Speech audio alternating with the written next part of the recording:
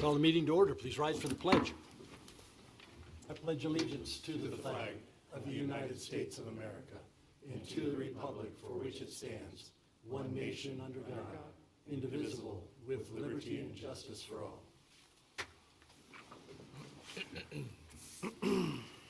Welcome to the March 18th, 2025 Post Falls City Council meeting. Shannon, please note that all council members are present. I don't have any announcements tonight or presentations. Are there any amendments to the agenda?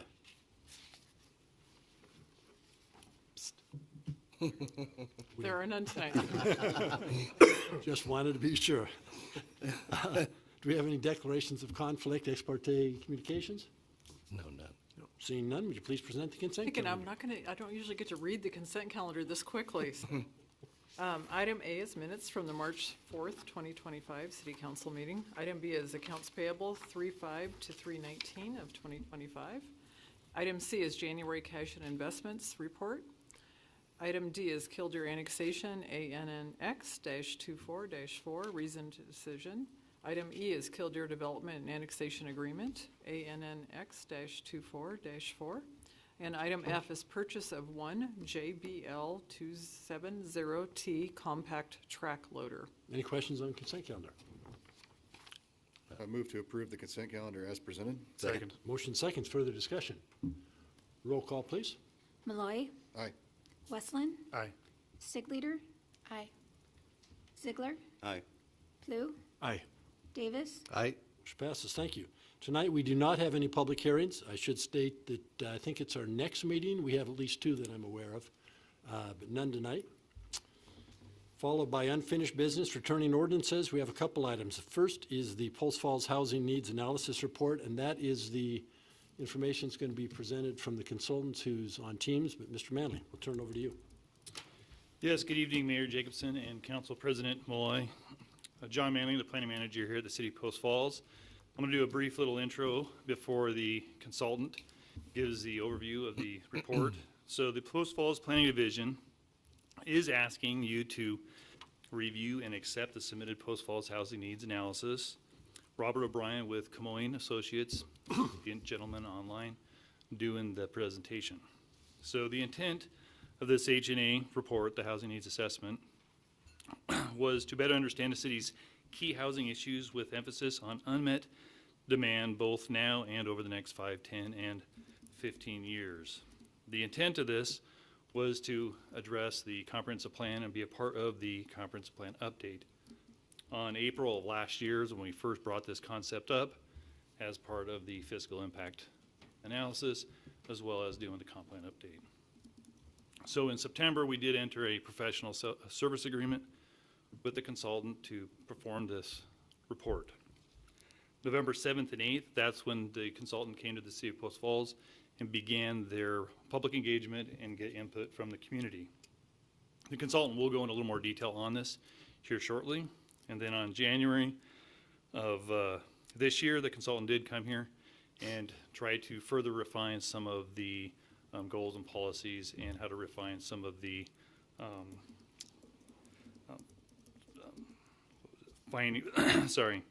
some of the findings and how we can go forward with that. So that's pretty much the quick little overview, and Robert O'Brien's online right now. Good. Robert, welcome. Great. Thank you very much. You just share my presentation. Is my presentation coming up It is. for you? It is. Excellent. Mayor Jacobson, members of the council, thank you for having me here tonight. I'm going to run through a high-level summary of the findings, the summary of the housing needs analysis that we conducted for Post Falls. It's going to be a high level. The final report is almost 200 pages long, and after I provide this introduction, I'd be happy to answer any questions you might have, having seen the full report in your board packets. Just advance. Very good. I want to just very briefly start off by acknowledging the number of people that were involved in this housing study. Bob Seal and John Manley have been excellent to work with, and I really appreciate their help in shepherding this effort through. In the middle of the screen, you'll notice the names of all the folks that we were able to interview either in person or on the phone from our site visits or through scheduled phone calls shortly after. And then finally, the City Council and the Planning and Zoning Commission have been very engaged, attending both our listening session and the public workshop that we held subsequently later on. We appreciate everyone's engagement with this. I want to speak to the elements that you'll find in the report. On the left side of the screen is sort of an itinerary of the summary, the overall summary of all of our findings from this report. You'll see an executive report with a purpose outlined for this housing needs analysis, geography boundaries defined, some high-level findings. We also delineate several existing studies that already existed. We give an outline of our engagement and outreach activities. We provide a summary of public survey findings. You'll also find data findings. What were the headlines that we found from the data? And then finally, we walk through the housing strategy. Also in the report, you'll see on the right-hand side of the screen, we include an addendum, all of our raw data, all of the data reports that we found in the various sections that you see laid out there. And then finally, in an appendix, we have a glossary of terms, the full survey responses. So you can see the responses to every question, including public comments that were issued as part of the survey. And then finally, we list our data sources.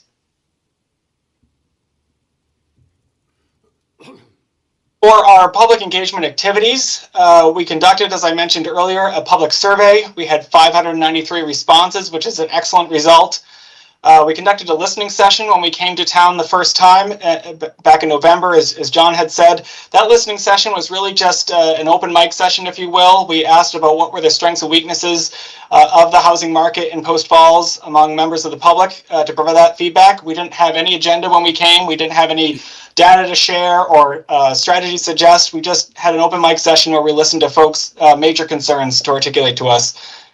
Later on, after we were able to compile a lot of that data and stitch together some strategy suggestions, we held a public workshop in January, also as John said, where we presented our data findings to a joint meeting of the City Council and Planning Commission, members who voluntarily wanted to come to that meeting.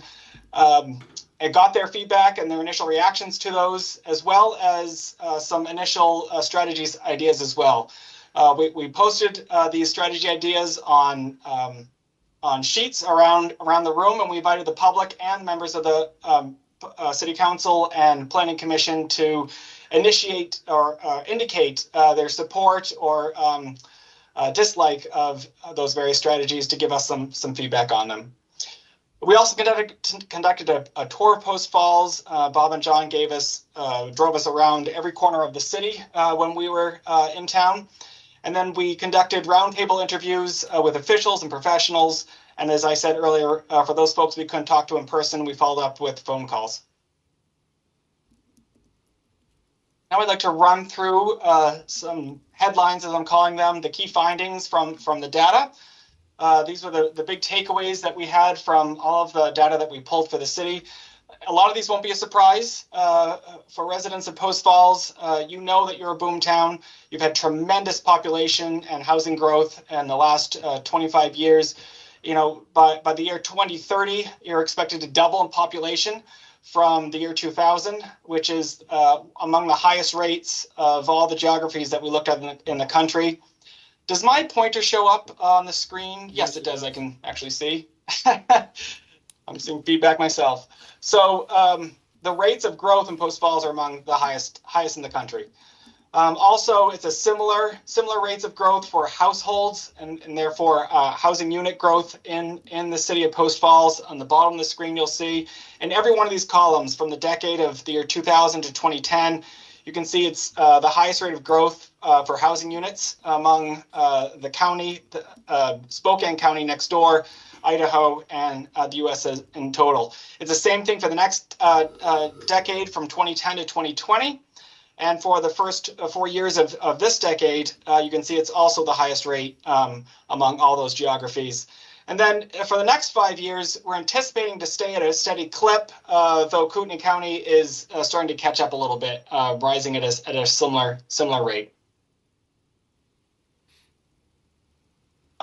This data point was mostly as a matter of perspective. We are well aware at the rapid growth of multi-units, multifamily units and development in the city of Post Falls. We wanted to sort of check the pulse of what is the proportion of owner-occupied buildings to the share of renter-occupied buildings in the city. Right now in Post Falls, or excuse me, as of 2023, the share of owner-occupied buildings was at 66% in the city.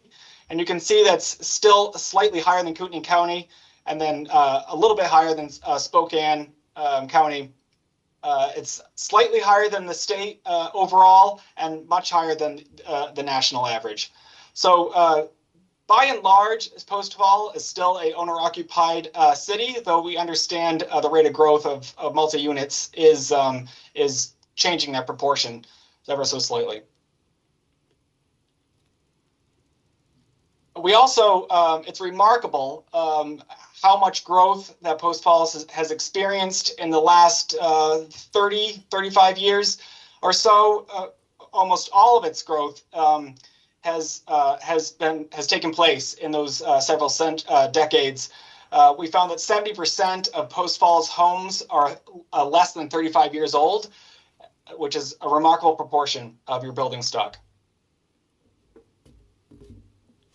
Also, you're also probably well aware that commuting patterns show that 61% of Post Falls residents and 62% of workers in Post Falls have commutes that are less than 10 minutes. The economy is relatively local in Kootenai County. Folks are generally just moving in between different geographies within the county when they're traveling to work, both to and from Post Falls. At the same time that your population is growing and the number of housing units is growing in Post Falls, we're anticipating continued job growth as well.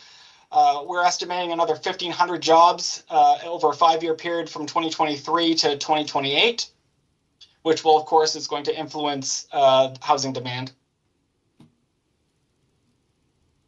And then, as most folks have experienced and observed, Post Falls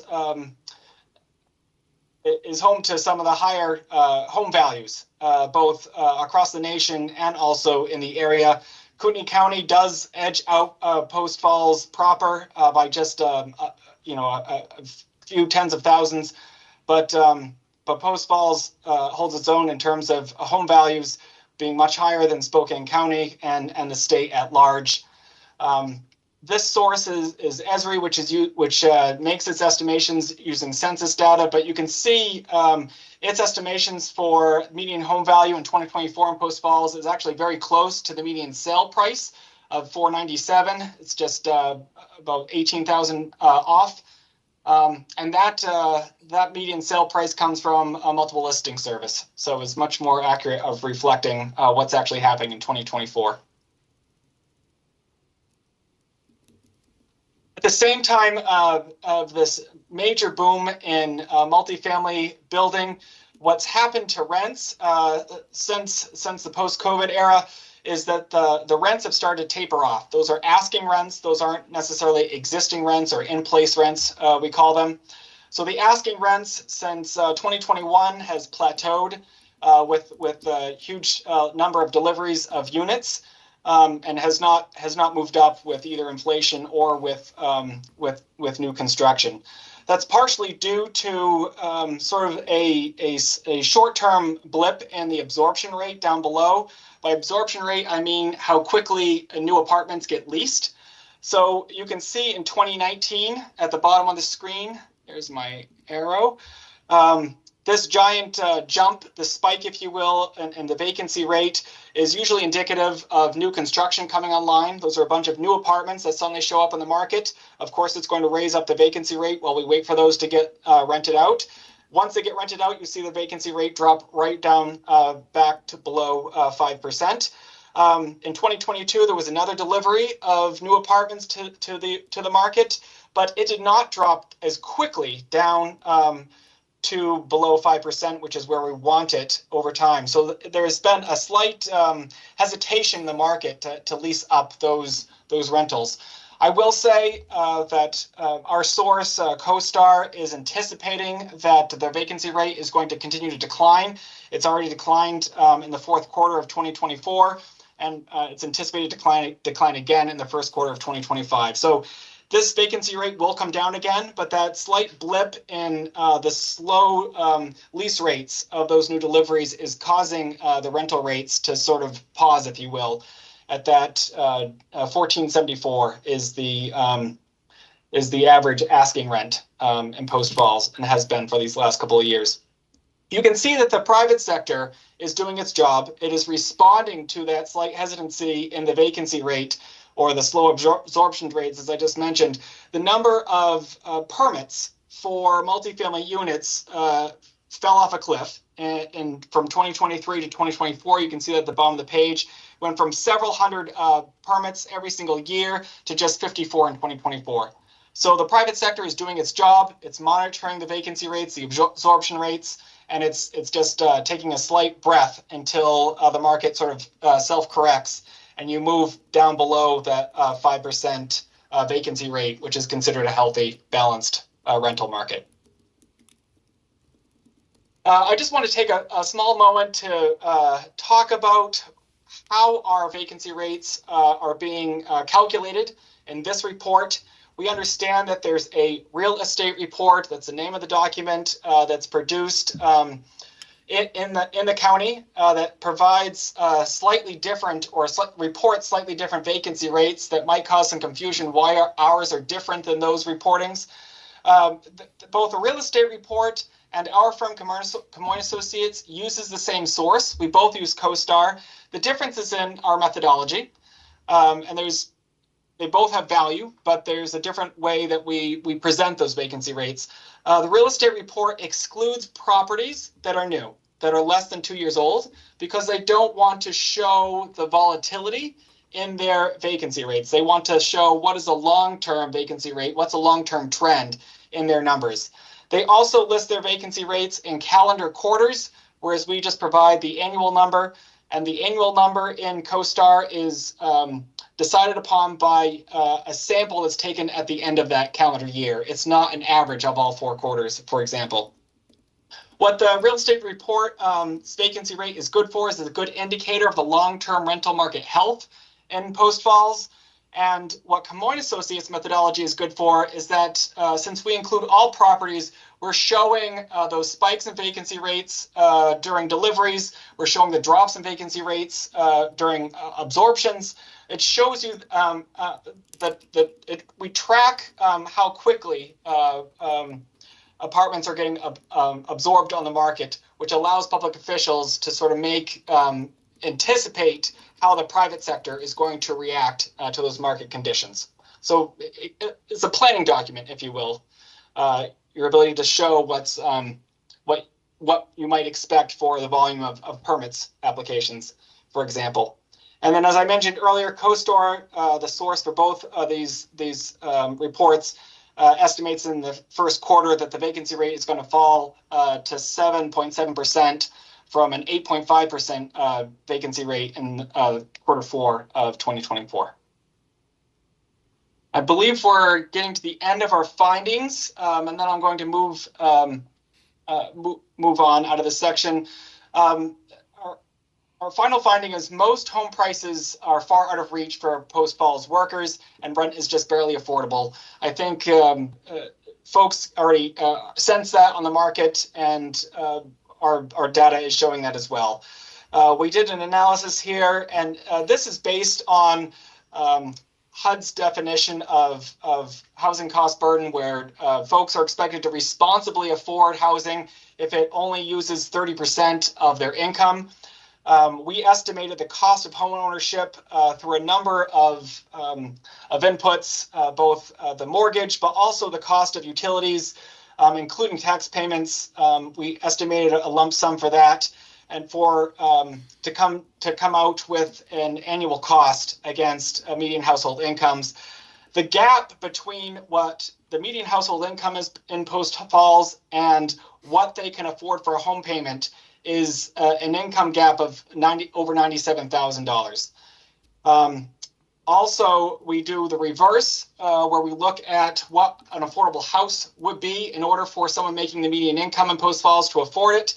And houses right now are $309,000 over the price that someone making median income in Post Falls could afford.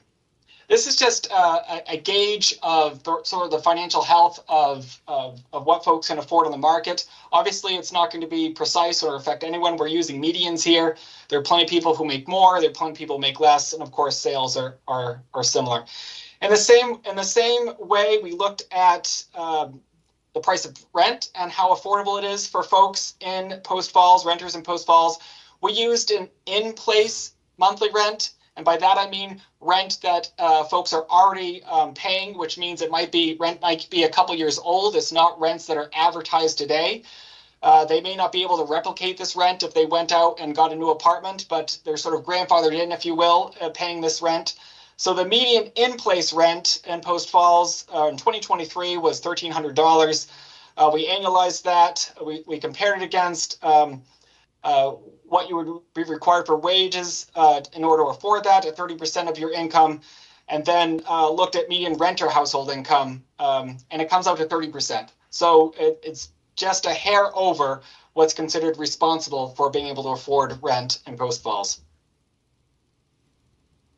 This might be my last one here. This is a national trend as well, but Post Falls is no different. Folks on senior renters, older folks on a fixed income, are sort of trapped in this rental market that's overheated in America right now. And we found that for senior renters who are in Post Falls, 66% of them reported the census that they are cost burdened, spending more than 30% of their incomes on their rental costs, which is alarming. But we find this in communities across the country. And then finally, we anticipated the number of units that would be in demand in Post Falls over a 5-year period. We looked at both household growth of both owner demand and renter demand. And then we looked at units that had served their useful life. You might consider a mobile home from the 70s that is just not repairable and needs to be retired. These are units that need to be replaced in Post Falls. We estimate 249 over the next 5 years or so, for a sum total of over 2,300 units, a combination of owner units and renter units in Post Falls. Very good. I'm going to move through our strategies. We have 9 of them, and we bundle them together in 3 themes: strategies for the rental market, for the homeownership market, and community enhancements that intersect with the housing market. The first strategy, and these are really conversations to consider for your comp plan, but we would recommend that you continue to monitor the vacancy rates and absorption rates in Post Falls to be able to anticipate what the private sector is going to do. We're not recommending any interventions of the public sector into the private market, but by simply monitoring these vacancy rates, these deliveries of apartments every year, and the absorption rates, the city is going to be well positioned to anticipate the rate of permit applications.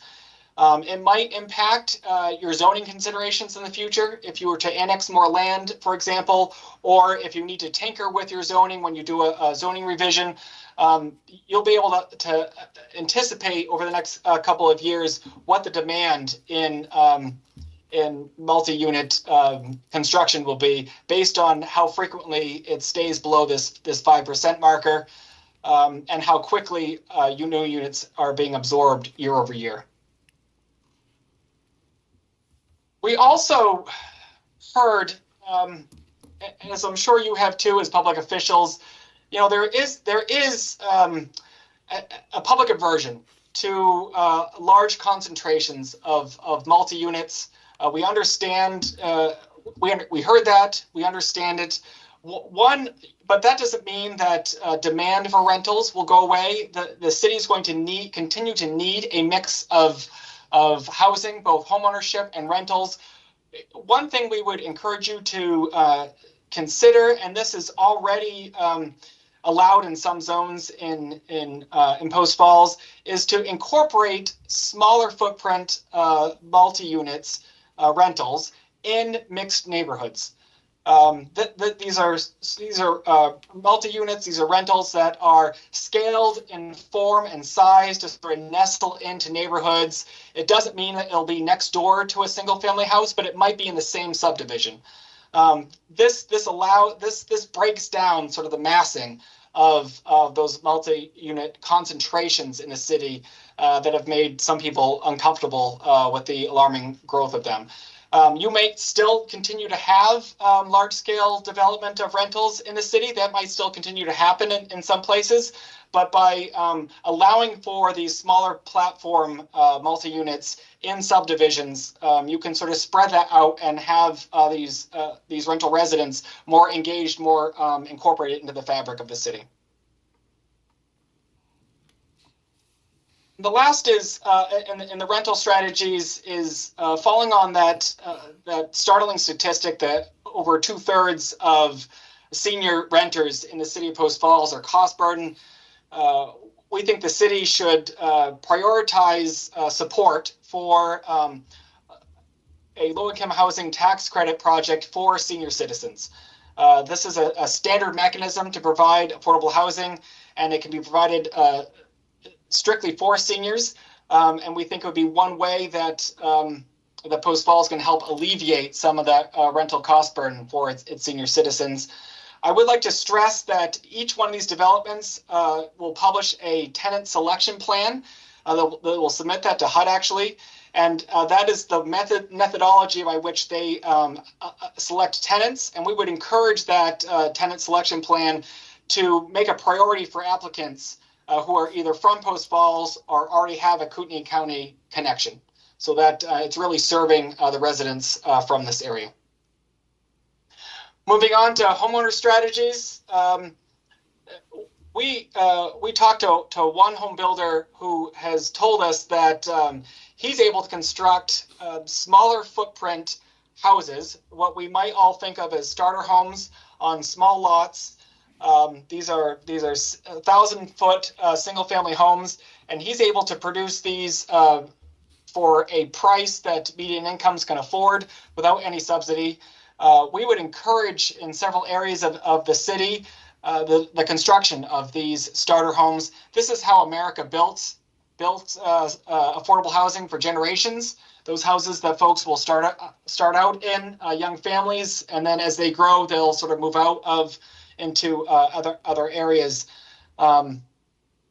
We want to acknowledge that the R2 zone in the city already allows for smaller homes, but we're seeing success in those starter homes being built in these zones, and we would just encourage you to monitor their success and encourage it. There may be more areas in the city where that can continue. The second homeowner strategy that we want to recommend is diverse housing types to meet different needs.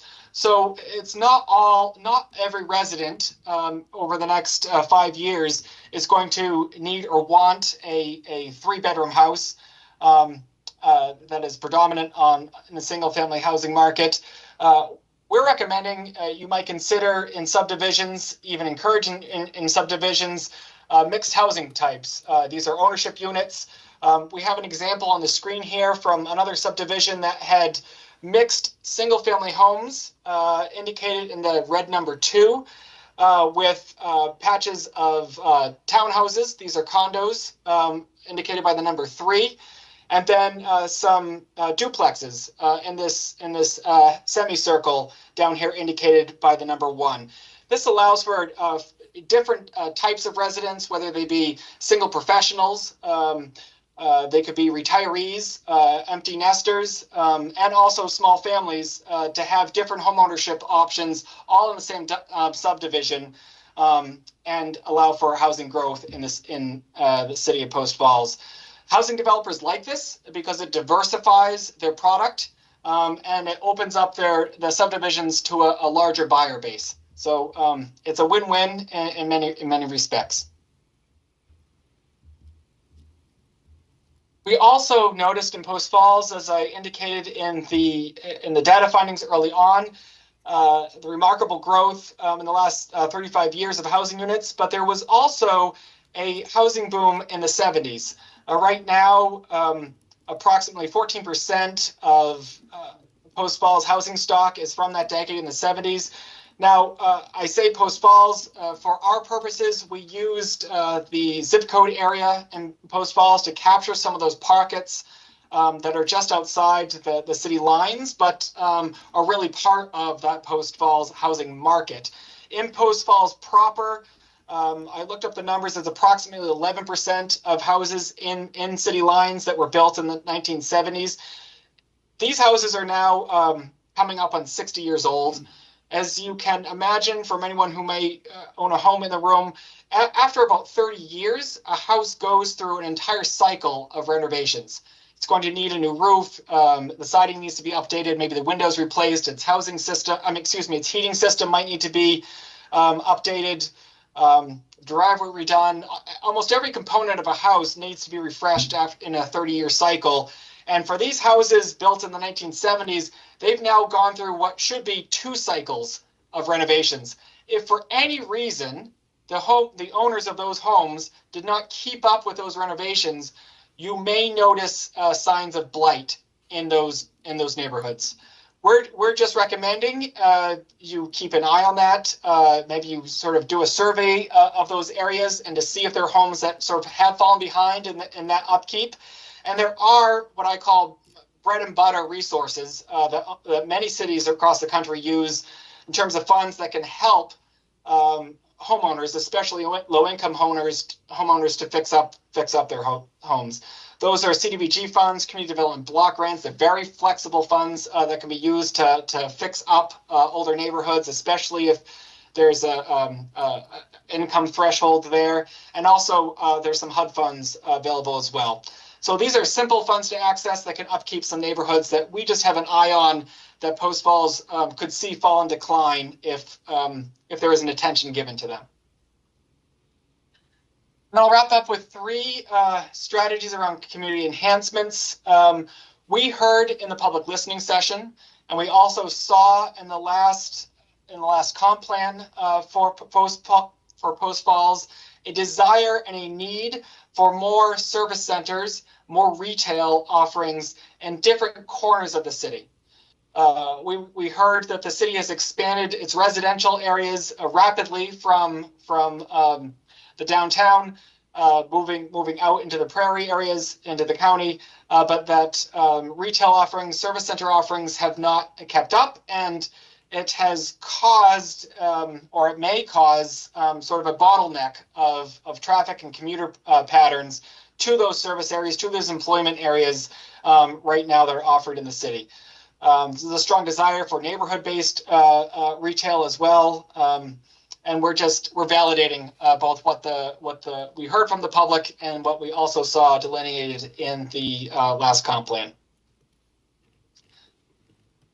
We also heard from the public as the city has been very supportive of very dense housing developments, some very dense subdivisions, which we think which we also agree that some very dense housing subdivisions is one approach to affordability, as we mentioned earlier with those starter houses, but also an efficient use of your land and a responsible use of taxpayer assets, such as public roads and other infrastructure. However, the detractor of that model is that those places often don't have much green space or recreational space. We heard from the public during the listening session. This was a concern of theirs. And also, while there is a requirement in subdivisions and developments to reserve some square footage for green space amenity, not all of that green space amenity has been reported to us as being useful. Sometimes it might be just a simple empty housing lot that was just left empty as green space. It might be used as sort of for rainwater basin or some other useful function that doesn't provide recreation. We're just encouraging the city to both look at making those green space requirements in subdivisions more practical for the residents there, and also maybe we know the city has a master plan for its recreational assets, but to perhaps look at what might be dead areas in the city for folks who live in Post Falls, but within a half mile do not have a recreational asset that they could walk to. And for those dead areas, maybe consider how a recreational asset could be incorporated. And finally, our last strategy that we're recommending is to, and this is very much a comp plan concept that we're sort of bundling into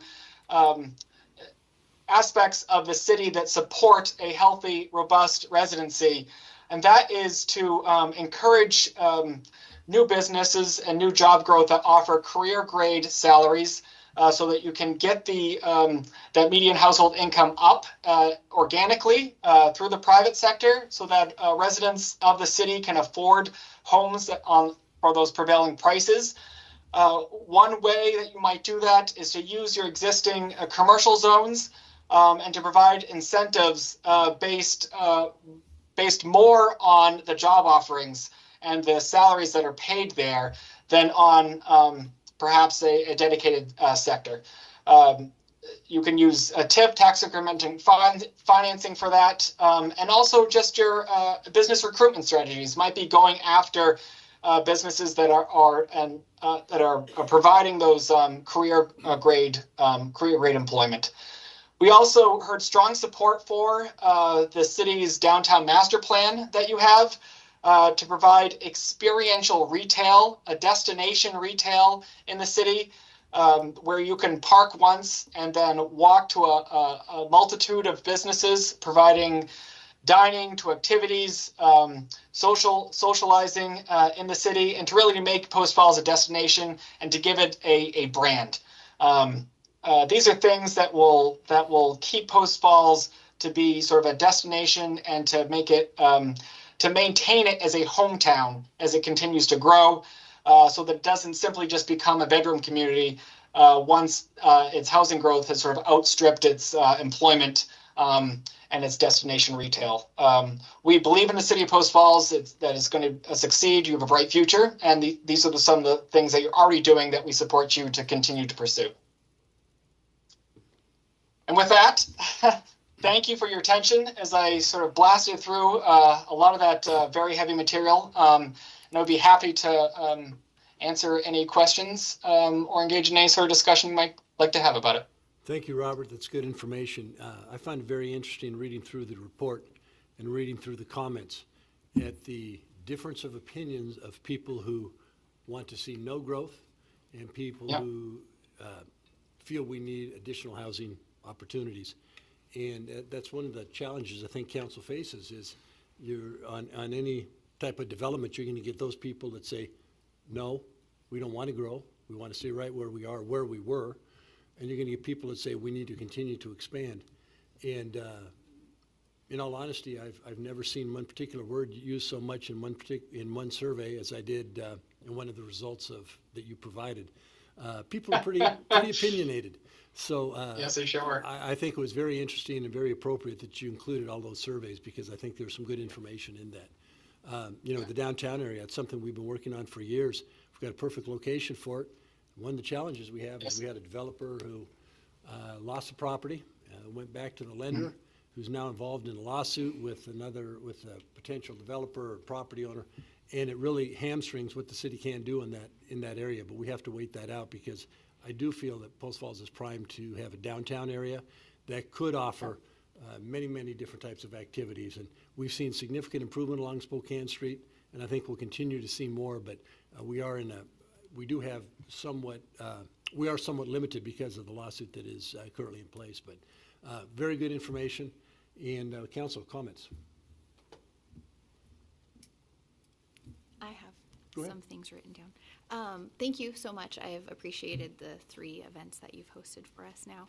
I am a little, I guess I have a question about using our most recent, like, quote, boomtown data to make plans for the future, as I think we all know there were really specific historical events that happened during that time that might have encouraged a lot of movement to this area. And then there is some predictions of a cooling market across the country, and then also just declining population in a general sense. So is there a way that we can use more conservative numbers to sort of plan out these things? I appreciate that there's a lot of like no growth sentiment, and that doesn't seem quite reasonable, but I do get a little bit nervous when we look at these really big numbers that happened because of hopefully one-time events that sort of encouraged a lot of the boom that happened here. So.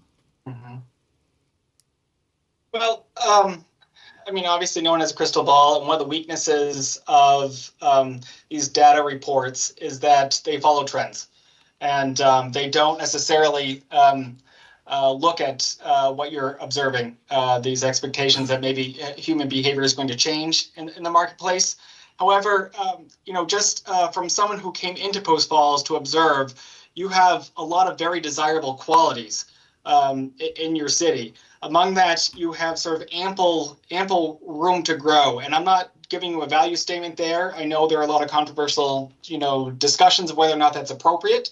But simply as a land mass, you have room to build. And there are a lot of places in the country where that's not easy to do. So it's very highly attractive to developers to come in and to build in Post Falls because of how suitable your geography is. It's also, we haven't seen the market cool yet, even if there's some anticipation that it might in the future. So, part of what I was saying earlier about the city monitoring the vacancy rates and the absorption rates of apartments, the same thing is true for the private homeownership market as well. You'll have that annual real estate report that comes out that I cited earlier to watch whether or not there is a cooling in the for sale market.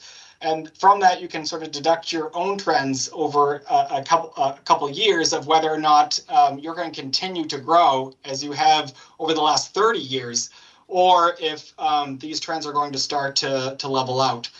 I will say nationally, we saw many both buyers and sellers balk when interest rates jumped up to 7%. Everyone was sort of stunned by that in the marketplace, even though historically we've seen higher, but recently we have not.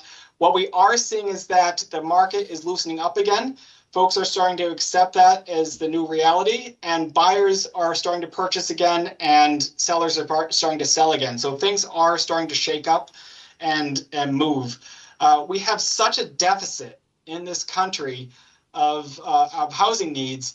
I can't imagine that housing construction the demand there is going to stop until we've sort of met that demand, satiated that demand, which I think is a long time coming. In the next 5 years, my opinion is that you'll still see very strong demand in Post Falls for both homeownership homes and for rentals.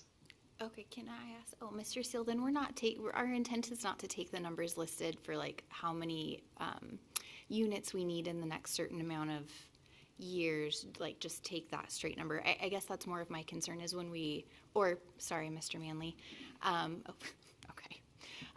When we make this comprehensive plan and we reference the housing needs assessment, that's sort of what I was asking is like using different data, not different data, but more conservative data, so that we have a range of what our goal is instead of saying we need, what was it, like 1,200 houses or 1,200? 2,400? Yeah, units or something. So since 1990, nothing about Post Falls has been conservative growth. even with a great recession in the early two teens, we still ended up at over about 4.5% growth for the decade. So generally what we've seen is a decade of growth, and then we'll be hit with some event. So we had about 1% growth or 1.5% growth for 3 years. Well, then we got hit with what we saw 2014 and on with some excessive growth, and it really got rampant with COVID. Well, now we're seeing the interest rates, and we're seeing a modification of growth. So in 30 years, it's been pretty aggressive growth. Now, as land becomes less available, we will see more than likely a natural reduction in that growth rate. But when you look at forecasting growth and studies, we typically look at the past to get an idea what the future may hold. And the reason being for that is it affects our wastewater plans, our transportation master plans, all of our master plans. If you ratchet down and you assume a lesser growth, then you may not be collecting the funds to assess and respond to that growth. So the conservative approach is to anticipate kind of reliving somewhat of the past. Sure, in the instances that you're talking about where we're looking at huge development that the city has to fund 100%, but we're talking about the comprehensive plan, which Right. is not done through city funds primarily. That's just a guide to how the development will. But I think I kind of got an answer to my question, which is sort of no, but I do have a couple of other ones. But in the comp plan, though, we will be taking some of this information as it will play a role. It won't be the definitive rule. Okay. We won't be taking the 2,400 and I don't think normalizing it and making that a fact, like we're Okay. making that happen. We do have to adjust to the market. And then similarly, that's what we're doing, the fiscal impact analysis. So looking at different ways we can grow, what's the fiscal implications? So once again, it comes down to coming up with strategies. These are just strategies that we can take into account for in doing the comprehensive plan, not necessarily copy and paste them, but we'll involve that in that public process. Right. If I may real quick to these kinds of studies, this isn't really it doesn't become a goal for the city to build that many houses. What it is an anticipation of what's to come. So I can say that based on the past 5 years that it's likely I'll be paying 25% more for groceries 5 years from now than I am now. And so that's not a goal to pay 25% more for groceries, but if I'm going to budget, I better plan for 25% more. And if it comes in less than that, then cool. But it's not a goal to build that many houses, I guess, is the. I guess maybe just to talk about it in larger terms, then we already have density available in every single one of our zones, right? And we don't allow commercial in very many places. So when we look at the housing needs assessment and it is reflective of saying we need loads and loads more houses, then that seems to influence some of the decisions that we make. So I was just asking if, there's a possibility that we don't stay on this very high trajectory for the next 10 or 15 years. Are we able to look at what it would look like if we didn't, instead of just planning to do it all the way? Because that does also have implications in the other way if you're, I don't know. So anyway, but, I would like to ask you what, oh, it's okay, go ahead. I think it's a great discussion as far as how this report informs our formulation of the master plan. That's how I interpret it. That's really what I'm asking. It's really yes. what it is. It's just Yeah. data for us to provide a better decision about the comp plan. My question about your question, about okay. anticipating growth in the future, I'm curious what factors do you think would reduce the rate of growth that we've seen, considering that in the last 30 years we have had a rapid rate of growth, but also there has been periods where we've faced pretty strong headwinds that on a normal market or maybe another geographic location would really slow that growth. Like John mentioned, this isn't just in the last 5 or 6 years. This is 30 years of a really more rapid rate of growth than the city of Post Falls has ever seen, despite the fact that we've had a pandemic and higher interest rates and supply chain issues. And so it's one of those things where I do understand part of your question of, we don't want to see, that super high rapid rate of growth that we have seen, but realistically speaking, I don't know what else would slow down a housing market that has, proven to be ineffective in Kootenai County in the last 30 years. That would happen. My question was not to figure out ways that we would slow it, No, and I'm not, that's not what I'm saying. Yeah, no, my question was just, we think that we know what will happen based on historical data, but that doesn't actually mean that we know what will happen. And at some point, a town of, I don't know what we were, 20,000 booming is different than a town of 50,000 booming again. And at what point can we continue that and continue to keep our roads, to continue our services, and to continue to be a place that people actually want to move to en masse, right? Because eventually we become a different place than what we were before. So, Already have. right. And so that being said, it wasn't.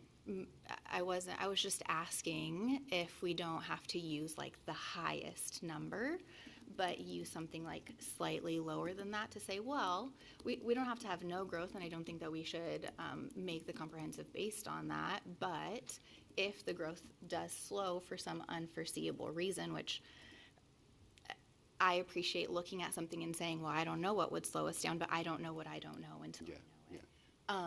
That was all. That was my only question, is to take smaller if we wanted to look like a little bit less than the most aggressive numbers. I think that would be part of kind of our development of the master plan. Right. And then- Which is all that I was. And we do in the We comp could plan. do in the master plan. We do use a percentage growth rate based off KMPO. They look at our historical growth rate, and then we've kind of, as a city, tried to get that same growth rate along all of our master plans, so they all speak one-to-one language. Some of our older master plans had different growth rates, and they become disjointed if they don't have the same growth rate. So we do typically try to stay in alignment with a certain percentage growth rate. Great. Okay, Samantha, Okay. another one. Yeah. Sorry, I read the 130 slide report that came first in the packet before this lovely short one, so I might be pulling information from a slide that you didn't show, and I'm sorry. Is there a standard ratio or a best practice for towns that have similar demographics of Post Falls to look at single-family homes or just the different housing types, products that we have? Like, is there, in your industry, something that we could be looking at to help guide us there? Is it like 24% of Post Falls is Is rental? rental? Sorry. You mean,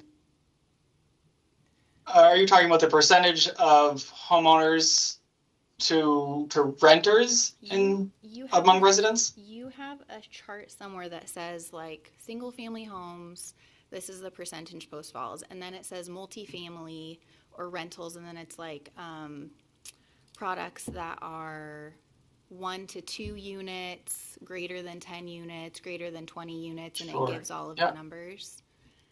Yeah. Yeah. I Yes. appreciated those percentages or ratios, and so what I was asking, is there a best practice in the industry when we are looking at I think it's just a little narrow to only look at the single vacancy rates of rental apartments. So what I was asking for, is there a best practice ratio for all of the types of housing in a city like Post Falls that we could use as guidance as well?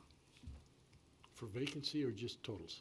Just total Totals, okay. property type ratios. I thought they provided that, but maybe not. But I was looking for a best practice. You did show a slide that showed Post Falls compared to Kootenai County, Washington, and the world, or United States. But I don't know if The that was the world. one you saw. Yeah.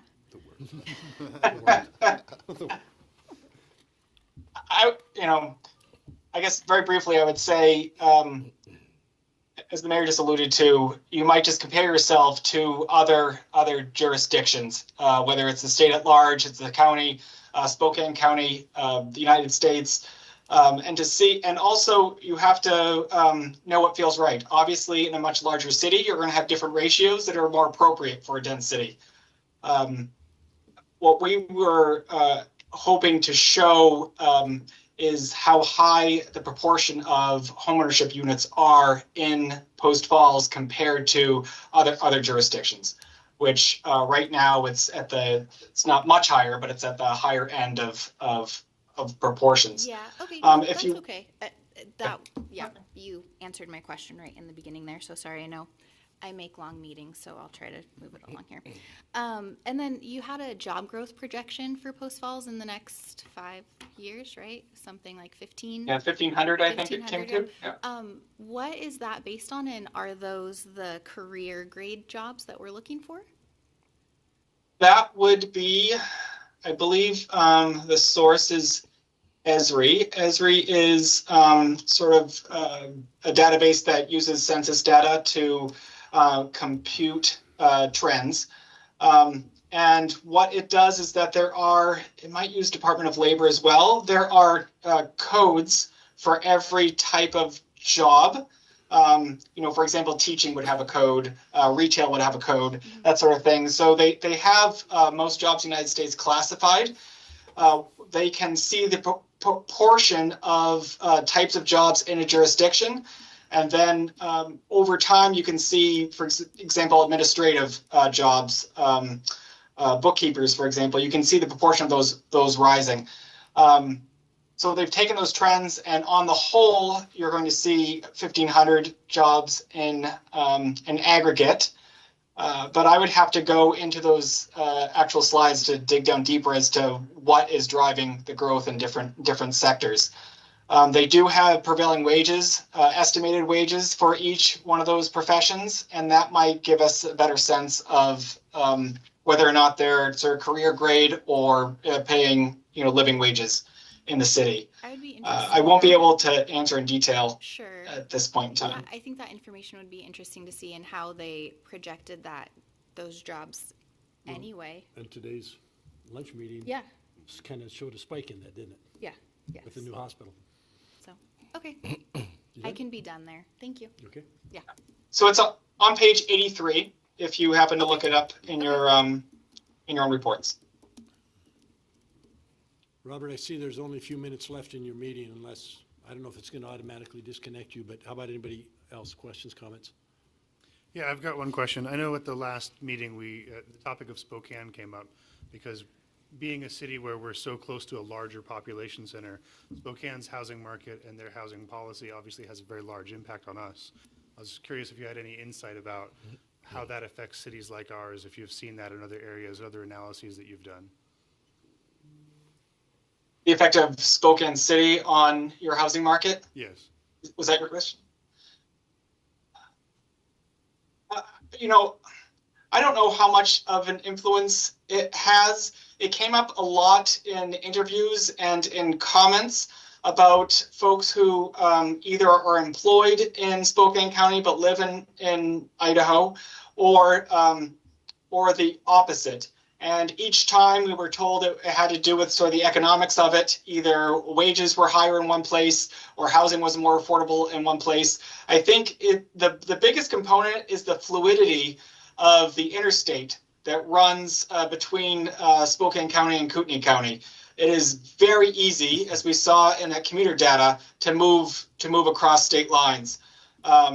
So I think people are more likely to find sort of the place that speaks to them culturally, and to make a priority of moving there than really moving to a place because of its geography. I don't think they're picking Spokane City because it's the only place they can, that works for them. I think if you live in Spokane City, it's because on some level it speaks to you. And if you live in Post Falls, it feels like home. All right, thank you. Question is, to build on that, it's not in the report, but I'm kind of curious what you see as a professional in this field is, one thing I've noted, I guess more or less anecdotally, although I've talked to certainly hundreds of people, if not thousands at this point, about why they moved here specifically, but since 2020 specifically, it seems to be a much higher priority on people relocating for political or ideological reasons than anything else, particularly with the rise in the ability to work remotely. What are you seeing on a national level in that regard, and how do you expect that to influence states like Idaho that are heavily leaning one direction or another? Does that make sense? Mm-hmm. Yep, it does. I'll have to tell you, Mr. Malloy, I was shocked to see that was such a strong factor in Post Falls. We heard it anecdotally when we showed up, and then when we read the survey comments, over and over and over, folks were saying that they moved to Post Falls because they felt at home politically. That was a major draw. Now, that's not a scientific sample, but it did come up organically often enough that it seems to be sort of a prevailing trend. We don't see it. It hasn't come up in other jurisdictions that we've worked in across the country. We've worked in New England to the Midwest and different parts of the country, and finding a political home has never really been a factor. What I will say, a factor that does come up often that's similar is sort of the migration after COVID.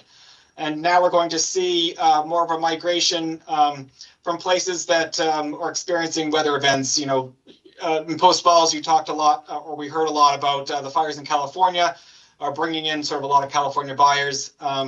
And even folks in the sort of southwest of the United States, where it's just the heat is just not working anymore for them, or moving to a much more comfortable climate like Post Falls. You might see more of that migration. That seems to be also borne in the data. In other parts of the country, that migration was short-lived. They moved to Fargo, and they realized that that's just not a great fit, and then they move after a year or so. But I think in Post Falls, they're more likely to stay.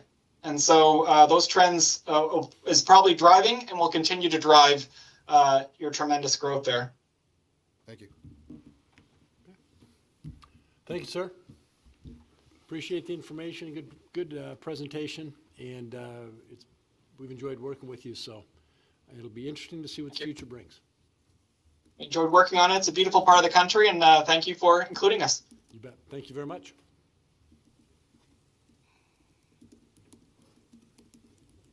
Next item up is the memorandum of well, first of all, we need to adopt. We need to adopt. Move to adopt the Post Falls Housing Needs Analysis Report. Second. Motion seconds. Further discussion. Roll call, please. Wetzel, Aye. Stigliter, Aye. Ziegler, Aye. Plugh, Aye. Davis, Aye. Malloy. Aye. Which passes. Thank you. Next up is a memorandum of understanding with East. You got it. Get my teeth back in here. With East Greenacres Irrigation District for Seltice Way Rehabilitation Project. Good evening, Mr. Mayor and members of the council. I think this will be a little bit shorter agenda item. So, I'm John Beecham. I'm Public Works Director here at the city. Here to talk to you, as the mayor just read the very long title, to talk about a memorandum of understanding with East Greenacres Irrigation District as part of our project to rebuild a portion of Seltice Way. That portion of Seltice Way is from Chase Road to McGuire Road, right next to our water reclamation facility. As part of this, it started as a road resurfacing project, but there are a lot of pipelines under the road right now, and there are planned to be a lot more pipelines, so it has really turned into a pipeline project with a road cap on top of it at the end.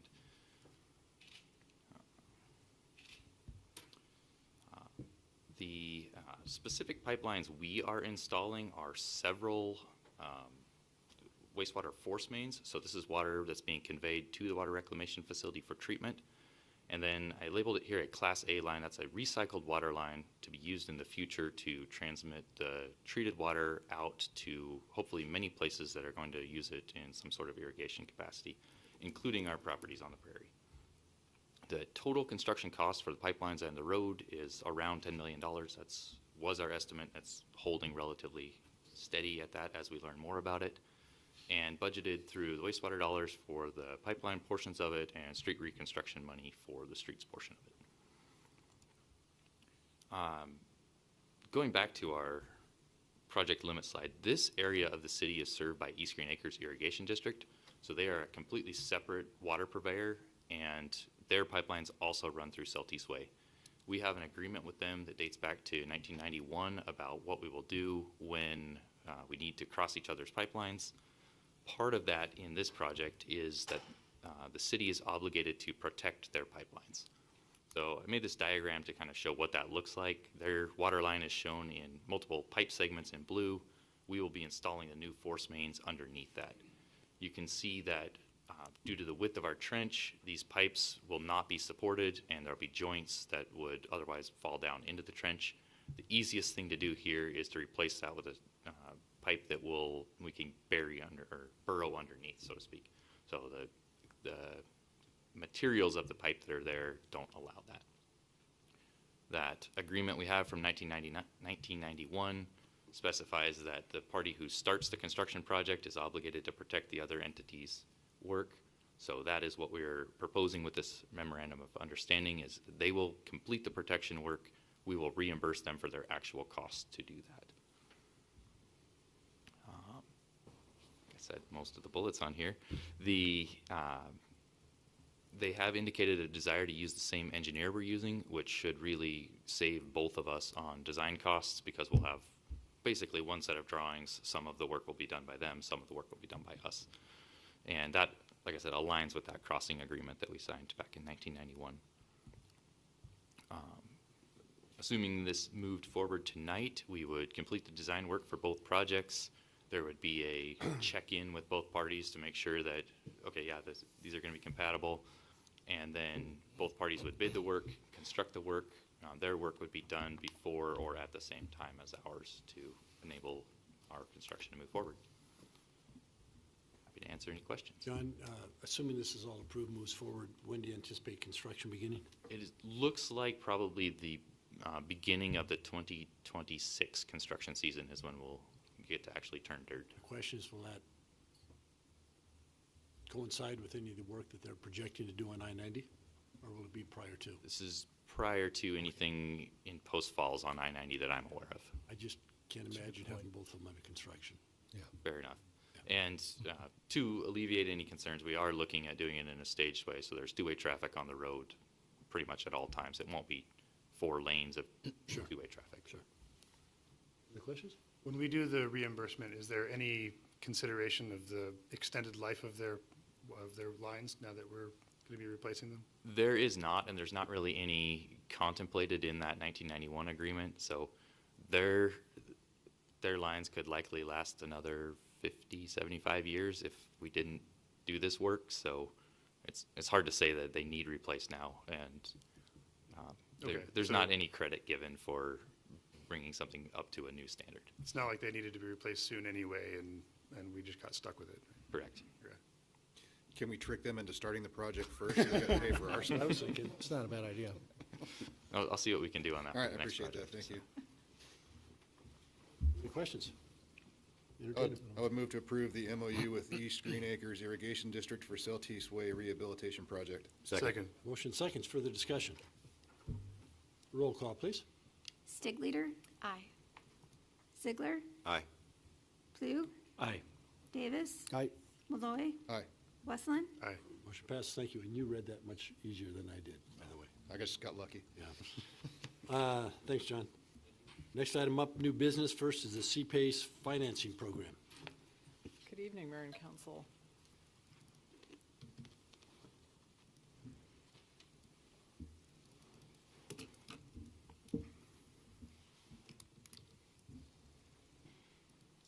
Field is going to put me on a timer, so We had you at 30 and you cut it down to 15, so that was nice.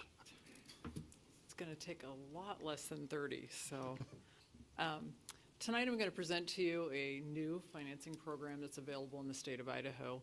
And the program is available for folks who are building in the city of Post Falls and the state of Idaho in general. Coeur d'Alene adopted the CPACE program, and they're using it for their new hotel over there. You can build under, I should say you could build or improve under this program. So the first House Bill 378 allows for the new construction of a building that meet the criteria. For certain energy and water-related projects, they are allowed to make repayments through an assessment on their tax bill. The assessment is to pay the loan. It's not additional taxes being assessed on them. House Bill 627 allows for the improvements that would, again, create those certain energy and water-related projects. This is the chapter in title under Idaho Code, and it was adopted as of July 1st, 2024 last year. And currently, there's 37 states and the District of Columbia who have authorizing statutes. The city of Coeur d'Alene was the first one in the state of Idaho to adopt a CPACE program. There's about 2,900 plus commercial projects and over 400 million in CPACE financing out there in the United States. In essence, CPACE will allow you to have a loan for qualified energy efficiency and renewable energy improvements for certain projects on commercial properties that are secured by a lien on the property that is repaid over time, and it's by means of a voluntary tax assessment. I say that, but they can pay directly to the loan provider also, so you don't have to wait for that bill to come from the assessor's office. It can be paid directly from the business to the loan. So when the arrangements are made, that'll be made, and this is allowed as that backup for security purposes. And by the way, if you have questions as I'm going through any slide, just feel free to ask. The loan itself can be allowed to cover the actual permit fees, inspection fees, lender fees, program application administration fees, project development and engineering fees, interest reserves, capitalized interest, and other incidental and ancillary fees or costs. If you think about a project where you're allowed to capitalize all those funds for depreciation, this pretty much covers those same things. Long-term financing that are used to make energy-related upgrades to existing buildings, to support new construction costs related to energy conservation, or to make renewable energy accessible and cost-effective. Again, improvements that should cause the property value to go up and increase. So that's the intention of this. You're going to have more valuable property. And the property owner or developer then in turn would pay more in property taxes to the city. The city may assess a 1% administration fee on the loan itself. So we would be allowed to do that. In addition to the $500 application fee. Yes. Again, this is just going through the state code and identifying, in essence, kind of what the program is. So it's energy, you see the same words used a lot.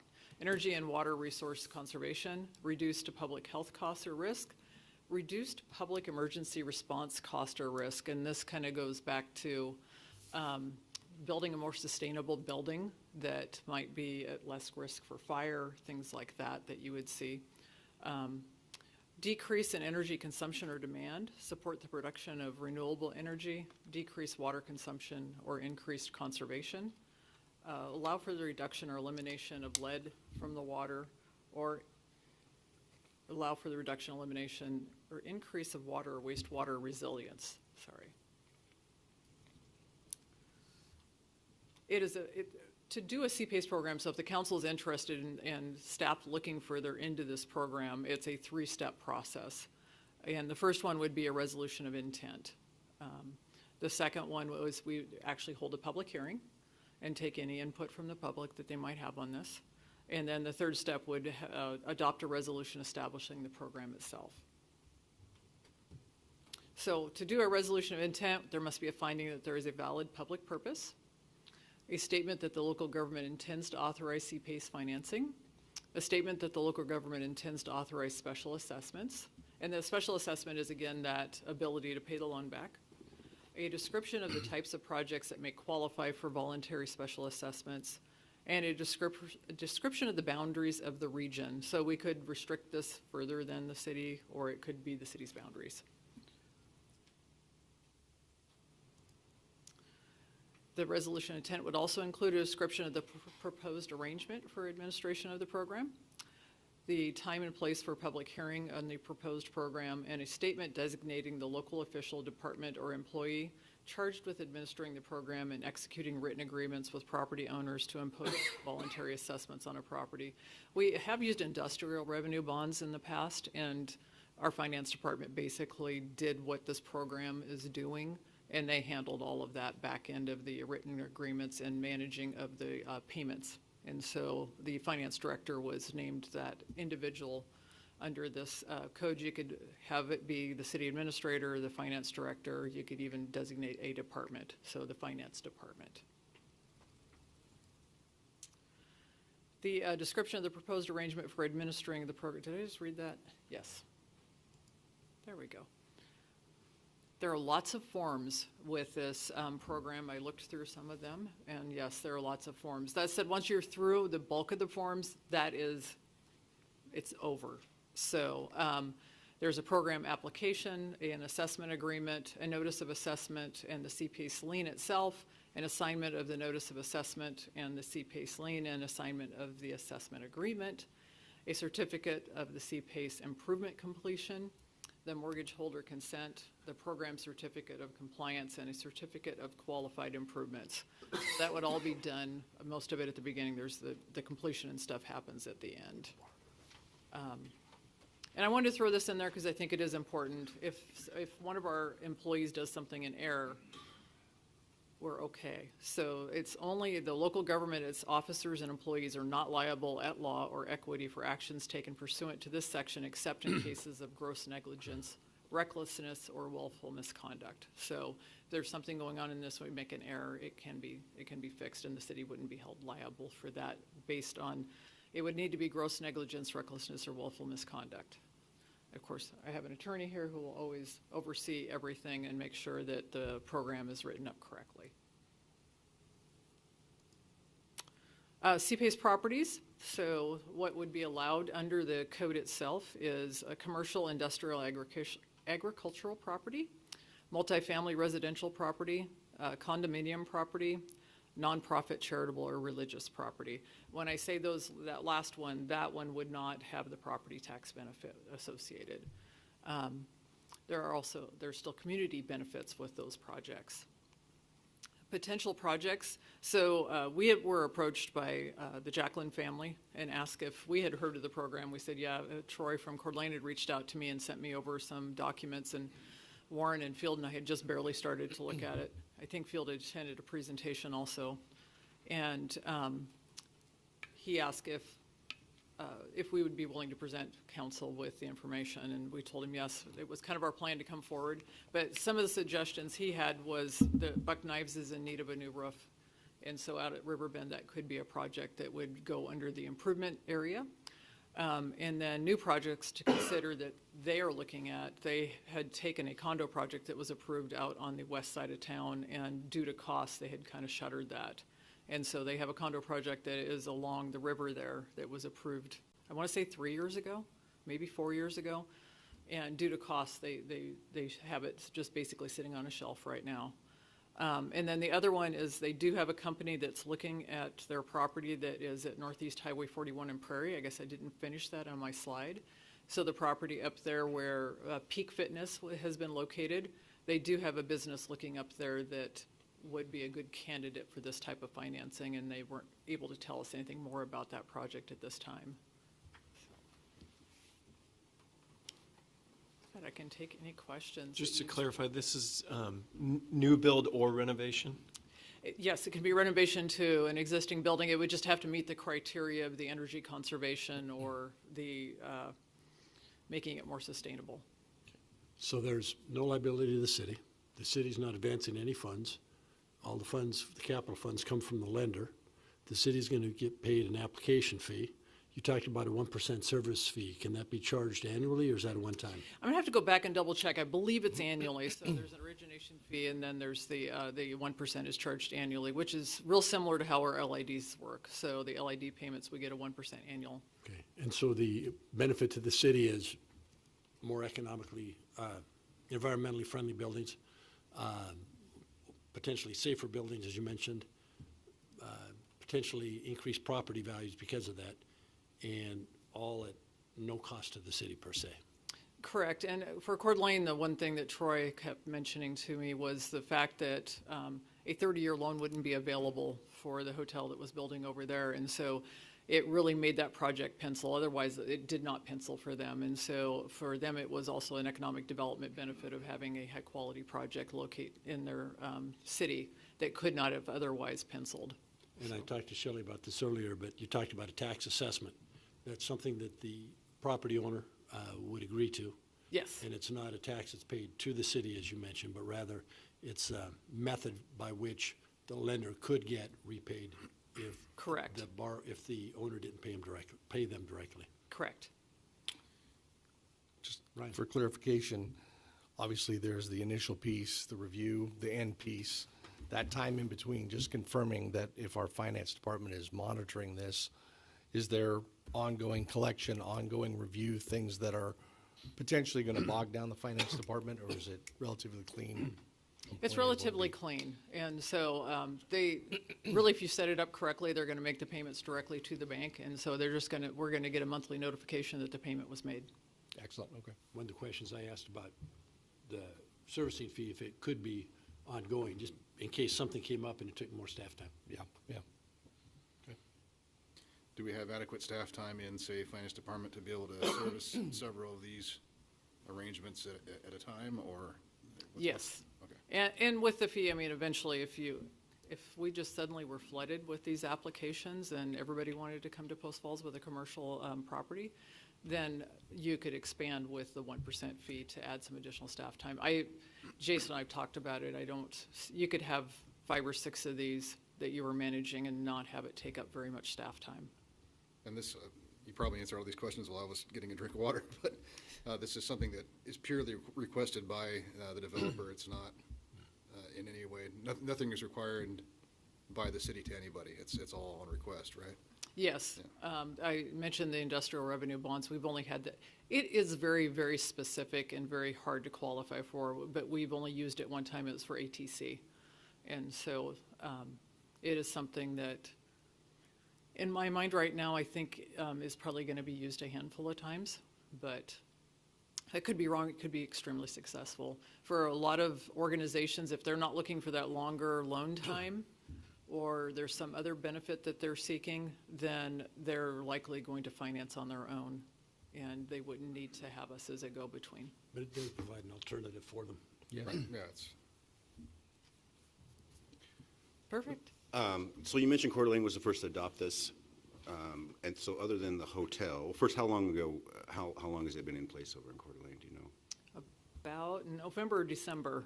Oh, really? It was about the recently? time I was having my surgery, so, Okay. New. yeah, it's very new. Yeah.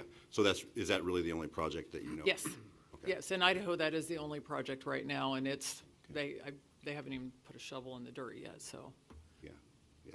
I mean, I think it's a good program. It sounds really good. I think the biggest benefit would be for safety improvements in the building, considering most of our energy here is from a renewable source anyway. So, but I was just curious what the market demand was showing, in our neighbor, but it's probably way too soon to really determine that.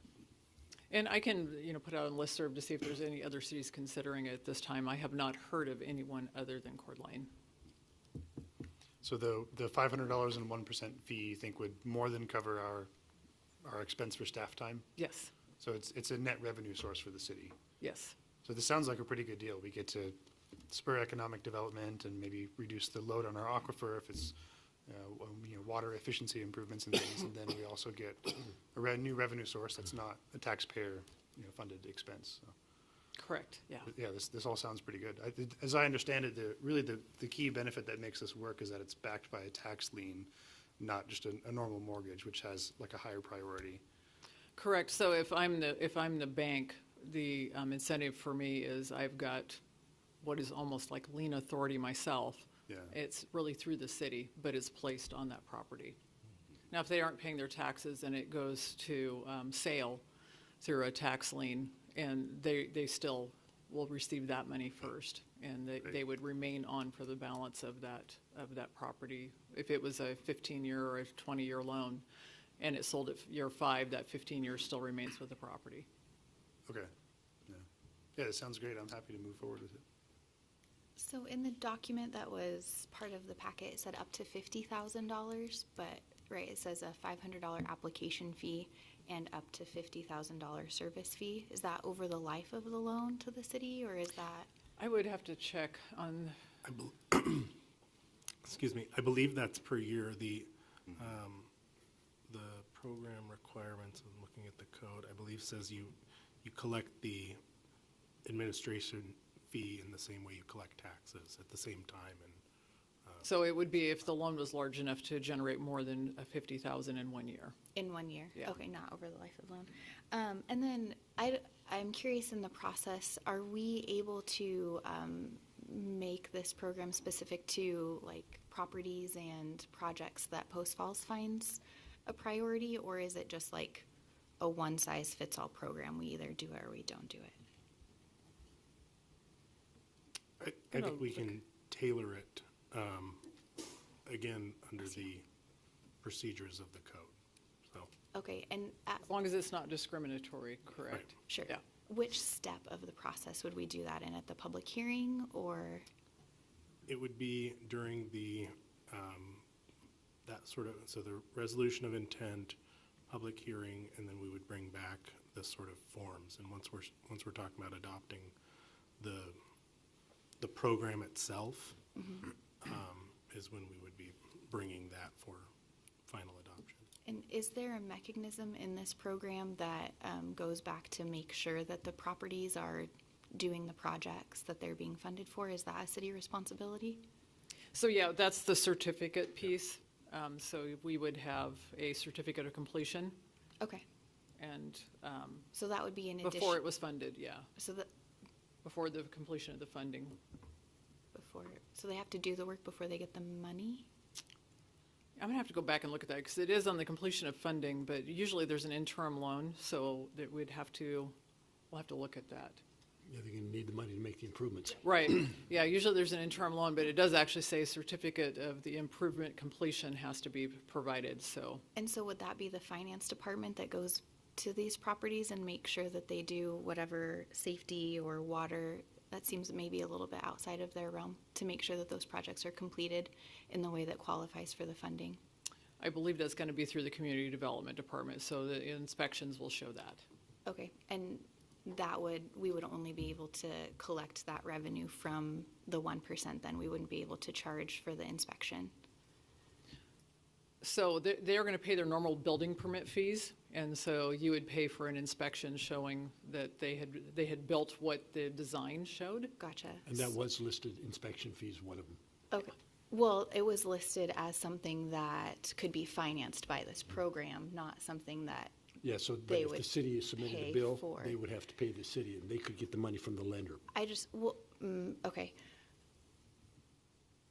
My concern, I appreciate that it sounds good from every angle, but anything that seems good from every angle makes me automatically slightly nervous, so I just have other questions, because that's just the world I live in.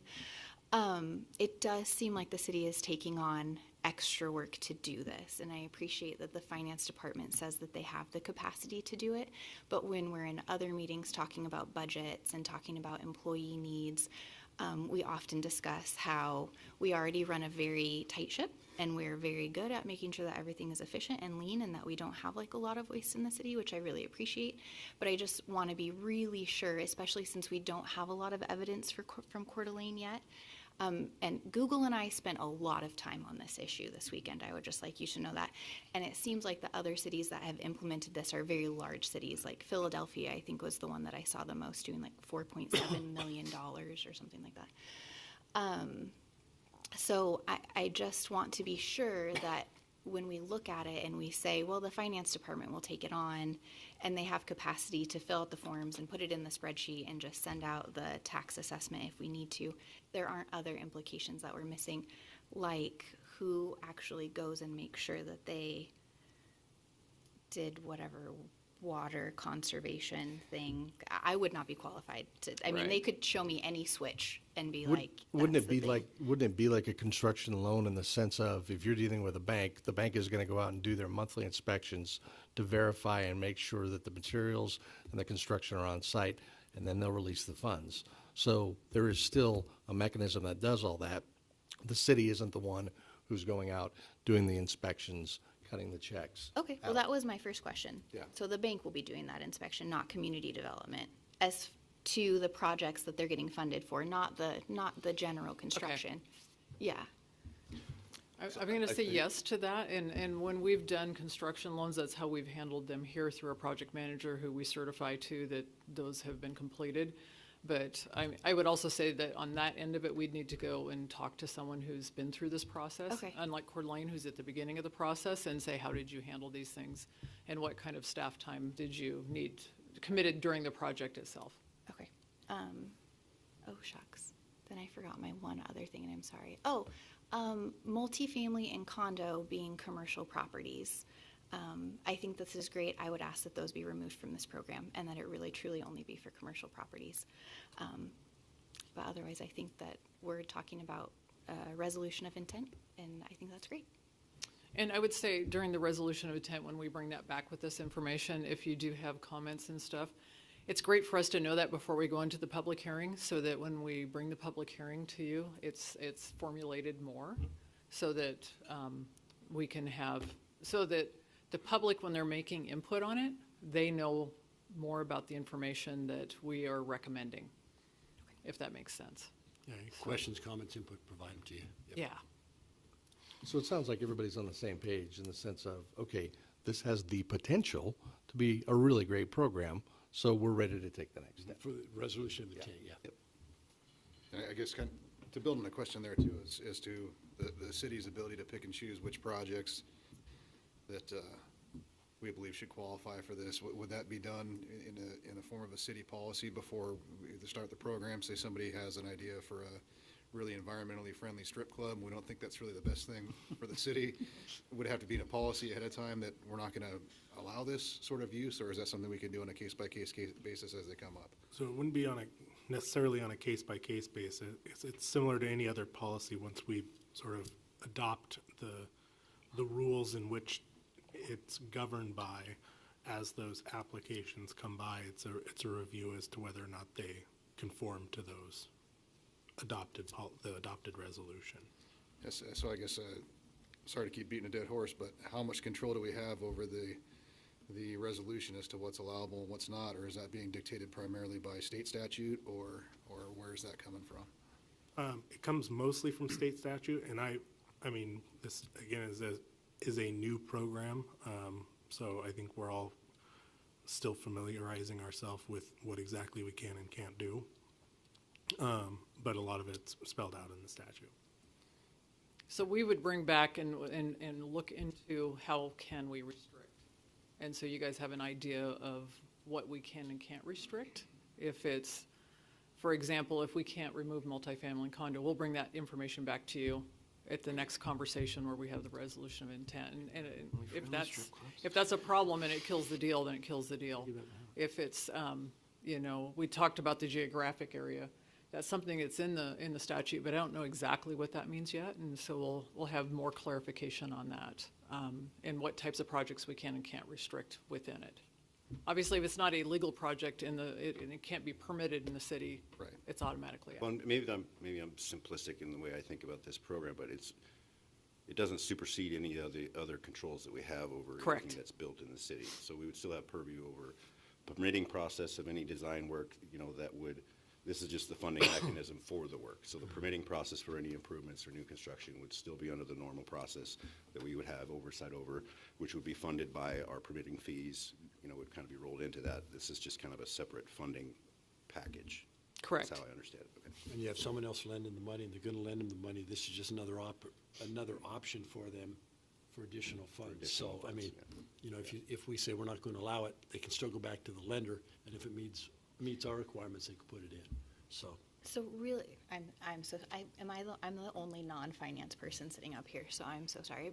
But the lender can already lend the money if they wanted to, for whatever project they wanted to, if they chose to do it, right? Correct. The only reason that this has to come through the city is because it allows us to put it on their tax assessment, and by Correct. doing that, it means that it supersedes the actual mortgage of the building should it go to foreclosure, that this person will get paid first. Is that correct? It puts a tax lien on the property, correct?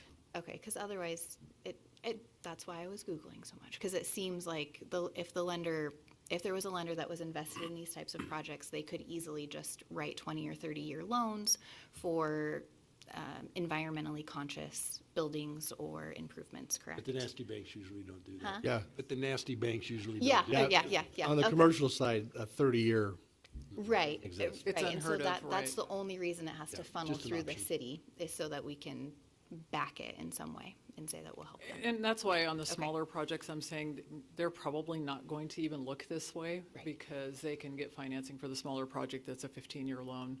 And so this is going to be more for those projects that are the larger projects, that the longer loan time is important to them to make it pencil, like the hotel on Coeur d'Alene, and some of the bigger projects in the larger cities. Okay. So So we need a motion tonight? I don't think, we just needed kind of Do we need a motion asking to bring back the, It doesn't hurt, you can You're direct us to bring. you're confusing move me with forward. these action items. I know, and I don't know where to look either. I'm getting sort of, And if it felt like we came across like you're supposed to have all the answers tonight, I apologize. We're all no, kinda this going is through completely new together. to me too, so, yeah. I appreciate all the questions, especially when I get confused about inspections. I'm sorry, I'm Oh, I'm no, sure I you're wasn't good. clear about it. Absolutely. That wasn't a bad question As asked. far as I'm concerned, if it's legal and it's voluntary and it doesn't cost the taxpayers anything, then I would move to direct the city to proceed in moving forward with the how would it- Exploration. Resolution of intent. The resolution, where is the Resolution of intent. Base for the finance. CPACE finance program. Thank you very much. Second. Motion and second. Second. It was in here somewhere, I just couldn't find it. Further discussion. Roll call, please. Ziegler, Aye. Pugh, Aye. Davis, Aye. Malloy, Aye. Westland, Aye. Stigleader, Aye. Motion passes. Thank you. Thanks, Shelley. And I'm 12 minutes and 12 seconds over. You almost went a That's our half fault. hour. I blame us, yeah. Yeah, that's, Foxtail Park Improvement Agreement.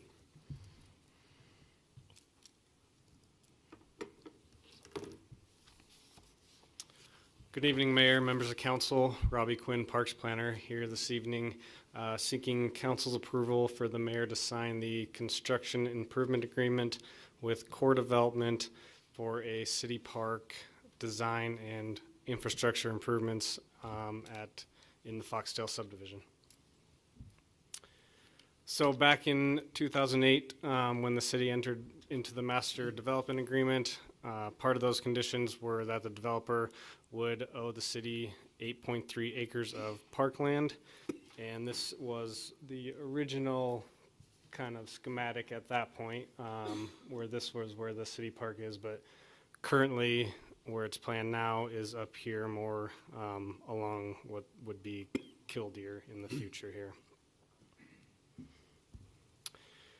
And so what's involved in this construction improvement, really looking at the design of the entire park itself, but then the construction of mostly infrastructure items while the developer is in there doing their infrastructure construction in the 13th edition of Foxtail. So they're in there doing sewer, water, roads, curbs, gutters, swales, and all of those elements are kind of what we're looking to also have them build for our park. And that's for kind of to help on cost. Obviously, they're already doing that construction. They're there. They have the materials. They're mobbed to the site. And as well as it gets us kind of a head start on the park development. Obviously, it's been over 15 years, and it's nice to finally get to the point where we can have the park in the subdivision. You weren't here when Foxtail first I came was along. not. We were sued for $5 million because council wouldn't approve it to start with, and that was probably Oh, really? 2000 or somewhere in there. So yeah, it's come a long way. Yeah, for sure. So what are we having them do or proposing them to do would be the entire design, so the engineering, the landscape architecture, the survey, the testing. Then they would do all of the earthwork on the site, excavation and grading, the site utilities, so the water, sewer for the restrooms, for the irrigation, the electrical for the parking lot lighting and the shelter, stormwater drainage for the site, and then have them build the entire parking lot, so that'd be a 48 stall parking lot here along Killdeer, and that would include all the asphalt, the sidewalks, the drainage, and also the landscape and irrigation. So because it's a parking lot, we have our own parking lot permits, so they would have to do the landscape improvements around the parking lot to meet all the shade requirements and et cetera. And we would have them put in the asphalt paving, so there's a loop path that'll go around the park, some of the concrete sidewalks, the playground area, which would be in this location, and then the sports court paving. So what they wouldn't be doing is any of the landscape, irrigation, the playground, the restroom, shelter, or putting in the sports courts themselves or the striping. Those are all things that generally we can handle in-house more effectively or manage the construction of them in-house. And so if this kind of, it gets approved tonight, timeline-wise, we'd be looking at working, obviously, there's some design that's been completed, but continuing that through the summer of this year while they're working on their 13th edition plans. And then they would start construction of the 13th edition next spring, and the park would be required to be complete, or these improvements complete, by October of 2026. So the city would then reimburse the developer $670,511.01 for the design and the infrastructure improvements. These would be paid out of park impact fees. And that would be basically, once everything's complete, final inspections have been made by the city, by our engineering department, et cetera. We've approved them. They would then dedicate the land and the park, and we would reimburse them at that point. And with that, are there Robbie, any you said questions? that they would not take care of the landscaping around the park itself or the striping of the court, et cetera. Is that something that they will be charged for? I mean, No, so they're not, so the 670,000 just covers all the infrastructure stuff, the paving, the grading, But is that, what's the normal on a development like that? If they're required to donate an 8.3 acre park to the city, they have to bring it up to the level that we want? so that would have been just what was stipulated in the development agreement, or the master development agreement. At that time, it was just the land. So they're not required to do any of these improvements. We just thought it would be in both kind of parties' best interest to have them do some of them. Again, it's come a long way since from where it first started, so this is, to me, this is a huge, huge step forward. This may be putting you on the spot, but what would the engineer's estimate be roughly if we did this on our own without the Foxtail construction subcontractor or contractor already being mobilized? Well, it's hard to say because we don't have an engineer to give us that estimate, but looking through the numbers that they've provided us, kind of in some of our past projects, most recently, quite a few of the line items are under those numbers, and some are obviously over different efficiencies with different contractors. But we felt pretty comfortable with those pricing, especially as it's a year out and they're locked in at this number. So again, it's hard to say without having an engineer do an estimate for us. Yeah, it looked pretty cheap to me, just based on other projects of similar size we've done in the past, but I'm not enough of an Yeah. engineer to be able to put a number on it, so I wasn't sure if you might have a better idea than me, but anyway. Plus staff, the timing. Right. You know, if we did it in-house, does staff have the time? How long would it take? Yeah. This gets done. And we are locked into that number, correct? Correct. So if it goes up by another 150,000. So you, I have the least important question of the evening. Why asphalt instead of concrete for the court? Generally cost. Okay. It's almost half the cost. Versus the life of concrete, though? Yeah, I mean, we don't, concrete cracks in the asphalt with our sealing program, there's not like a huge benefit Okay. that we see with the initial cost, the greater of the concrete. Okay. I thought you were gonna ask what color was it? That has come up, This- the color of the court. Yeah, no. Is that gonna be pickleball? There will likely be some pickleball. Good guess. Fortunate. You don't wanna go out and get hurt, huh? Well, Any other questions? The thing with comments? this park too is it's the only one we have on this side of 41, so we don't have any services obviously over there, so that's kind of one of the reasons that there'll probably be pickleball on this court, or on this park. is the other park in Foxtail their own park then? It's the HOA park, correct? Yeah, I think there's maybe 3 of them now. Need a motion? I would move to Yes. approve the Foxtail Park Improvement Agreement. second. Motion second, further discussion. Roll call, please. Clue, Aye. Davis, Aye. Malloy, Aye. Westland, Aye. Stigleader, Aye. Ziegler, Aye. Motion passes, thank you. Thanks, Robbie. Spokane Mountaineering's MOU. Brian? Good evening, Mayor and Council. Brian Myers, Parks Manager. I'm here today to present an MOU with the Spokane Mountaineers. Contemplates an arrangement between that group and the city to offer them space to continue programming offerings that they offered as a volunteer group to the public to offer technical rock climbing instruction courses, as well as technical rescue for mountaineers and conservation volunteer efforts that they also conduct throughout the region. So far, the conservation and volunteer efforts have not been present in Post Falls with this group. They've focused those efforts elsewhere, but they have had a practice of doing these nonprofit or volunteer-led instruction programs in Post Falls. Kind of the history of it, we became aware of their activities after programming another guide operation out there on the same day, and it created a little extra conflict. So this just gives us a mechanism to be aware of everything that's going on in the park, that they provide us with a plan. We get their schedule at the start of the year so that we can weigh that out as we have other operations or requests for nonprofit groups, churches, and the like that want to run activities back there. So that's the basis of it. The other thing it does is it provides a requirement of certificate of insurance from them and some liability protections from the city.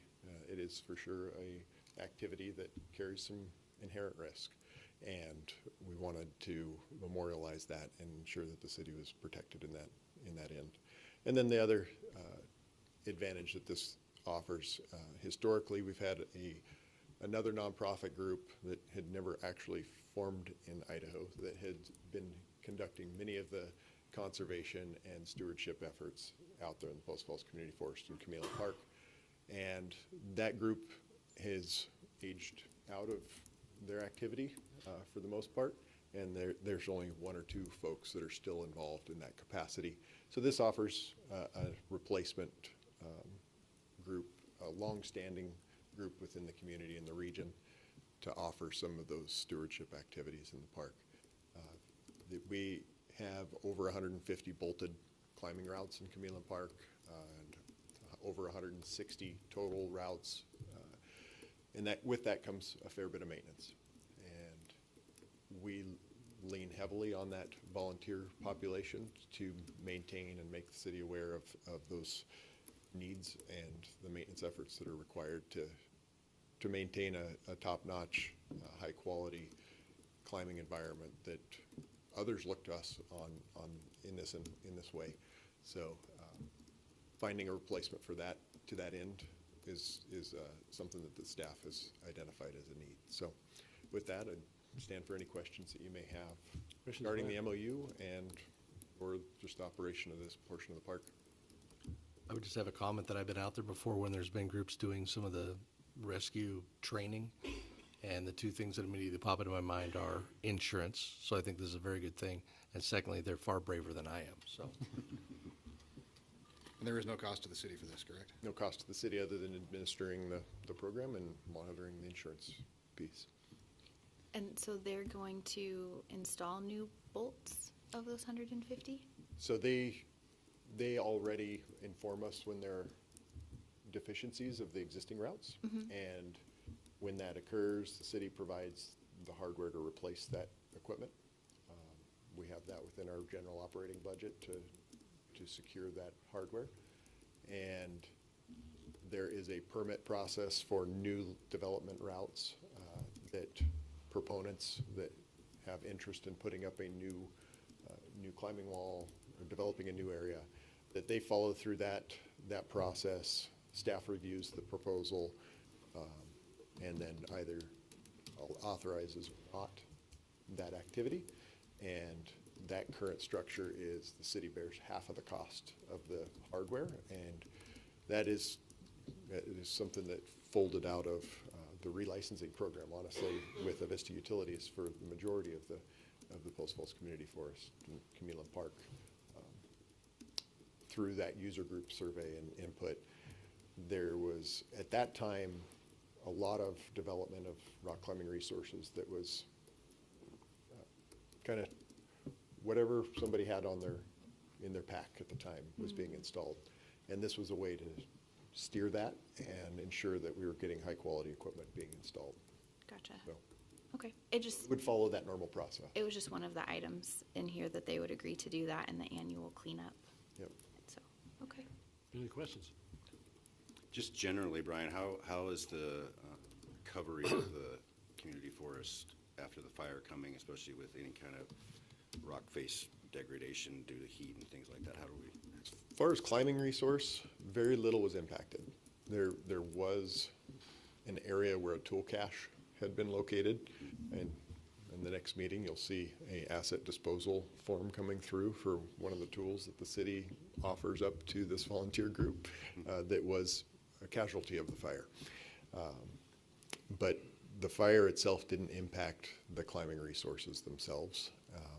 As far as the landscape, it's a first year post-fire landscape, and we're seeing a lot of regeneration of grasses and forbs and some small trees starting to work their way in. It's a rocky, dry site, so some of that regeneration is going to be slower than we'd like. We have a volunteer effort coming up to do some seedling plantings that one of our local citizens had worked to secure through his former employer, and we're looking to plant, I think it's about 500 trees at the site this coming April, middle of April. And Post Falls Chamber of Commerce is they're working with the local business community to provide lunch to folks, because this is our one full day volunteer effort that will be happening and held this year. So, but that, and then we've also been applying pheromone packets to try to reduce the incidence of bark beetle boring insects, basically discouraging them from entering the site, so that the few trees that did survive the fire are able to still thrive. This will be the last year of that program, and hopefully from there, those trees have got enough time of recovery to sustain their ongoing growth. So, but generally, we got lucky. Yeah. You know, we really did. Yeah, to avoid those areas, that's good. And the other piece we got lucky with is there were a lot of resources from a fire mitigation standpoint that were in the region that were able to mobilize to the site as rapidly as they did. And without that, who knows where this all would have gone. But Is it April 12th, 9 to 4? April 12th, 9 to 4. I knew it was the middle, second week of April. We do those consistently, second week of April throughout the growing season. Good. Yeah. I'd move to approve the Spokane Mountaineers MOU. Second. Motion seconds, further discussion. Roll call, please. Davis, Aye. Malloy, Aye. Westland, Aye. Stigleader, Aye. Thank you. Ziegler, Aye. Pugh, Aye. Motion passes, thank you. Thanks, Brian. Last item under new business is the professional service agreement for the 2025 comp plan update with SCJ Alliance.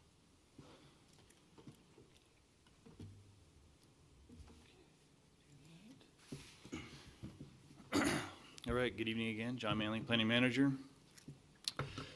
So yes, this here is looking at approval to enter into a contract with SCG Alliance to do the mentioned comprehensive plan update. Another exciting planning document. So, Such sarcasm. So yeah, as I mentioned already tonight, in April 11th, we did discuss the housing needs analysis, which thankfully, that's one of the three big items here that has got to cross the goal line. It will play a role in our comp plan. The other one here, I gave you a glimpse here of some data that Urban 3 been in the process of data mining and getting some data to support the fiscal impact analysis. So that's proceeding along. And that will once again maybe assist getting strategies and play a role in the comp plan update. So in the contract that you saw that was attached in your staff report, they have 6 phases. 5 of them are more like they will occur. 6 is as needed phase. Phase 1 is looking at the project management phase. So this is where they're just gonna get together, do the kickoffs, look at some strategy meetings with the fiscal impact analysis and H&A consultants to kind of see where we can go and coordinate going forward. We're going to do some monthly check-ins. We'll establish the public engagement program with that. They'll be doing some inventory and analysis aspects of this, so the community profile report that they'll embed into the comp plan they'll look with HNA and FIA to find out, is there things that they discover that they won't necessarily have to do? SCJ did our actual last comp plan, and so this will maybe help them reduce maybe some of the stuff or augment it a little bit to our benefit. They also want to look at a downtown market analysis. They didn't do that in our last comp plan, but since the downtown's evolved, they want to look at what is their potential niches that we could potentially go down. Probably the biggest phase of this is that we kind of, when we bid this out, we really wanted to make sure there's a really lengthy engagement process. Versus the last comp plan, we overhauled the overall look and feel of the comp plan. This one here, we really want to get into the engagement process. So you can see here they want to work with us in the city and doing a website. They want to do some social media promotional posts coordinated with staff. They want to do orientation interviews. They did that last time with the last one, but they'll want to do that again with different stakeholders as the community's changed. Have some community events, graphical online survey for feedback for future land use scenarios, which I'll go into that a little bit. They want to prepare for and facilitate future land use threats, prepare for and attend 10 public meetings. And this includes all the public meetings for adoption. And then ultimately they would do like an engagement summary report. They want to do some online surveys. Once again, here's the future land use scenarios and some workshops associated. So what we looked into this is changing is, in blue here we have this transitional land use designation we've been using for the last 5 years. This added some confusion on what that actually means. So we want to look at maybe eliminating that and go into just a focus area and deal with what's good at different quadrants. We also, in the comp plan prior to the 2020, we had just a single, it was just a residential designation, and one of the complaints we had a multitude of times was there was no direction with the residential, because every residential project was now consistent with the comprehensive plan, because we could just cite that it was in a residential area. So we did go through a few community events, looked at how do we refine this. We did create, like out in this area, we did end up with some higher density and medium density out in the county as they annexed. We did end up over on this southeast portion of Highway 41 and Prairie, the medium density at that location with some business commercial, looking at transitioning to that quadrant. So that's kind of some activities that occurred from the old one to the one we have recently adopted. So we just want to revisit that, as well as looking at some of these nodes, these commercial nodes. That was a new input in our last comprehensive plan. I think there's been some requests to maybe look at is some additional commercial nodes potentially advantageous for the community. So we may look at that too going forward. So once they go through some of that community outreach and we look at the future land use, look at some of the scenarios, that'll kind of assist them on getting some of the vision, goals, and policy framework. Some of this they will start through that public process, getting a skeletal map of that, but then they'll also look at the refining that future land use and getting some scenarios to present through that process. They also are proposing a comprehensive plan draft at 30, 60, and 90. This affords us the ability to, at 30% go, okay, this is kind of, we don't necessarily like the way this is being put together. We may want to suggest changes before we've invested too much money into it. That kind of occurred last time in our last comprehensive plan. I think we got about 80%, 70% into it, and we were wanting to make some tweaks, but then the cost to make those tweaks just wasn't advantageous. So you just make the most of where you're at with it, and we kind of did that in the last one, like I said. And then do a typical, there's usually an implementation strategy with most comprehensive plans, and so they would do that. And then the phase 5 is that adoption process. You go through, you adopt it, you go through P&Z, you go to council, and you get it adopted. The optional one is if we need some more public input and some more public processes that they added there at a cost, which I'll go into that. Kind of already gone through this aspect of it. But where the future land use map may play a role, I kind of have highlighted these areas of growth in the Blue areas are areas that we often get requests for potential annexations or inquiries from landowners of where they may want to grow in the future. We also, in the red areas, those are other areas that we've seen requests or inquiries. I think this particular one, they've come forward, I think, 2 other times for an annexation. They may come forward again. We have, this particular area, we have one that's come forward previously, and we see other lands potentially going at that location, at least for as a request. And then up here by the Highlands Golf Course, we know that there's a larger landowner that does seek potentially an annexation sometime in the future. So what does that look like? And then the green, where you see the green bubble call out, how are we going to handle infill development, and what is that going to look like going forward? Does a commercial node make sense? Does transitioning land uses make sense? How do we incentivize getting that commercial node that's closer to some of our infrastructure into the city? Also, you see highlighted in yellow, I have heard, and I think from a multitude, that there's the interest of having commercial-only zoning. What does that look like? And then how do you roll that into our future land use? Here's the referenced focus area. So there may be a way that we can go to looking at our future land use, and how does the colored or the direction of a typical future land use map, and how do we make that more intertwined with the focus area so there's more clear direction there. So we're going to be coordinating the intent of coordinating that with the consultant. And then we'll be looking at, once again, here's a little bit better picture of some of that fiscal impact and what is potentially some more sustainable options for development when we do grow into certain areas of the community, and what does that look like. Here is the cost estimate. In their submittal, they said total without a phase 6, the $179,600 was what their quote was. What I asked for in the request was for a 10% contingency. Part of this is because a comp plan goes from a 12 to 18 month period of time. There could be potential unknowns. One of them is the commercial only zoning. I do predict that more than likely creating 1 or 2 extra workshops to ferret out the details of that.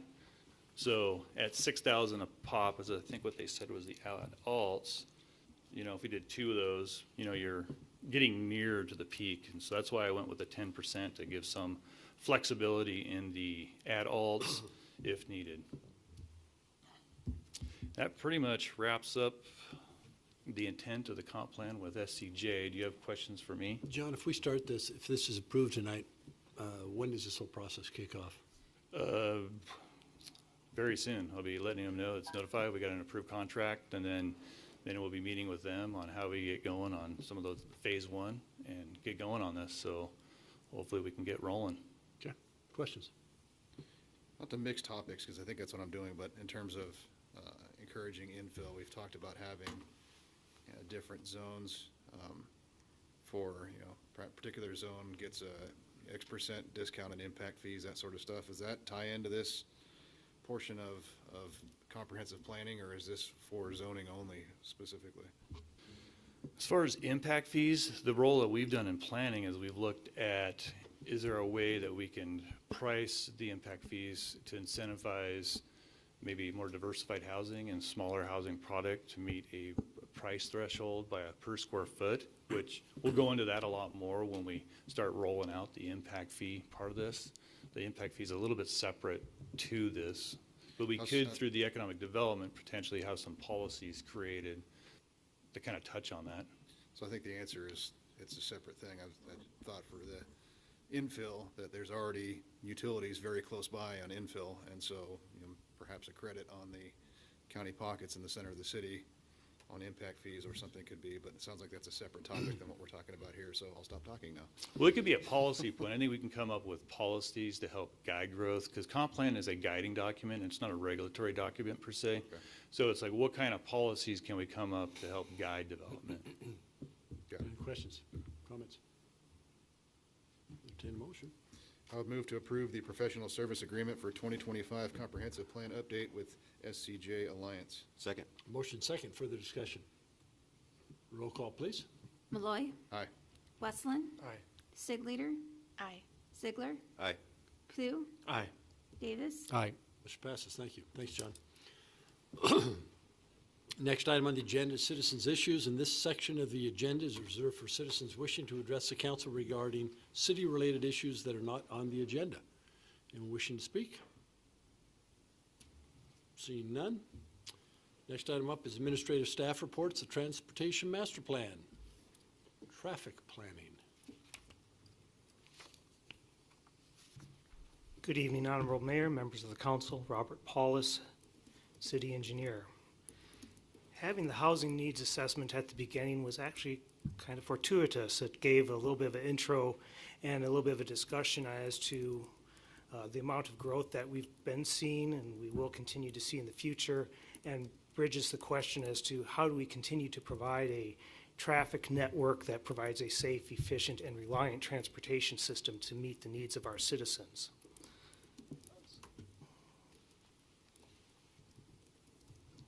Hold on one second here.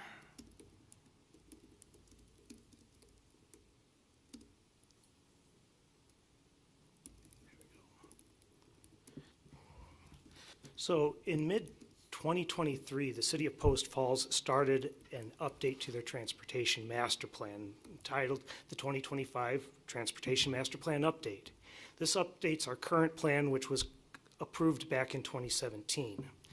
To date, we have collected traffic data so that we could calibrate our model with the KMPO regional model. We've had a public open house, and we've had workshops with community stakeholders, a technical advisory group, and with you in February of last year. Our current schedule is for completion of the Transportation Master Plan update in October of this year. In the coming May, our consultant will be providing you with a detailed workshop on the modeling results and the future projections of where we're seeing needed projects and the extent of those. Tonight, I will be giving you an overview of our roadway system, how it operates, and how engineering bases its guidance for the Planning and Zoning Commission and you in your decision-making process. So the City of Post Falls has over 217 centerline lane miles of roadway. It's split up through a roadway hierarchy process of minor collector roadways, major collector roadways, minor and principal arterials, and then a bulk of our road are local roadways, the residential roads and the commercial roads. To help all of that work, we have over 8,000 traffic signs that we maintain and operate. We have 14 roundabouts and 20 traffic signals. In addition to that, ITD operates 19 traffic signals which tie into our roadway network, and so they impact our streets. So when someone comes in with a request for an annexation or subdivision or a zone change, we have the comprehensive plan that provides guidance to you.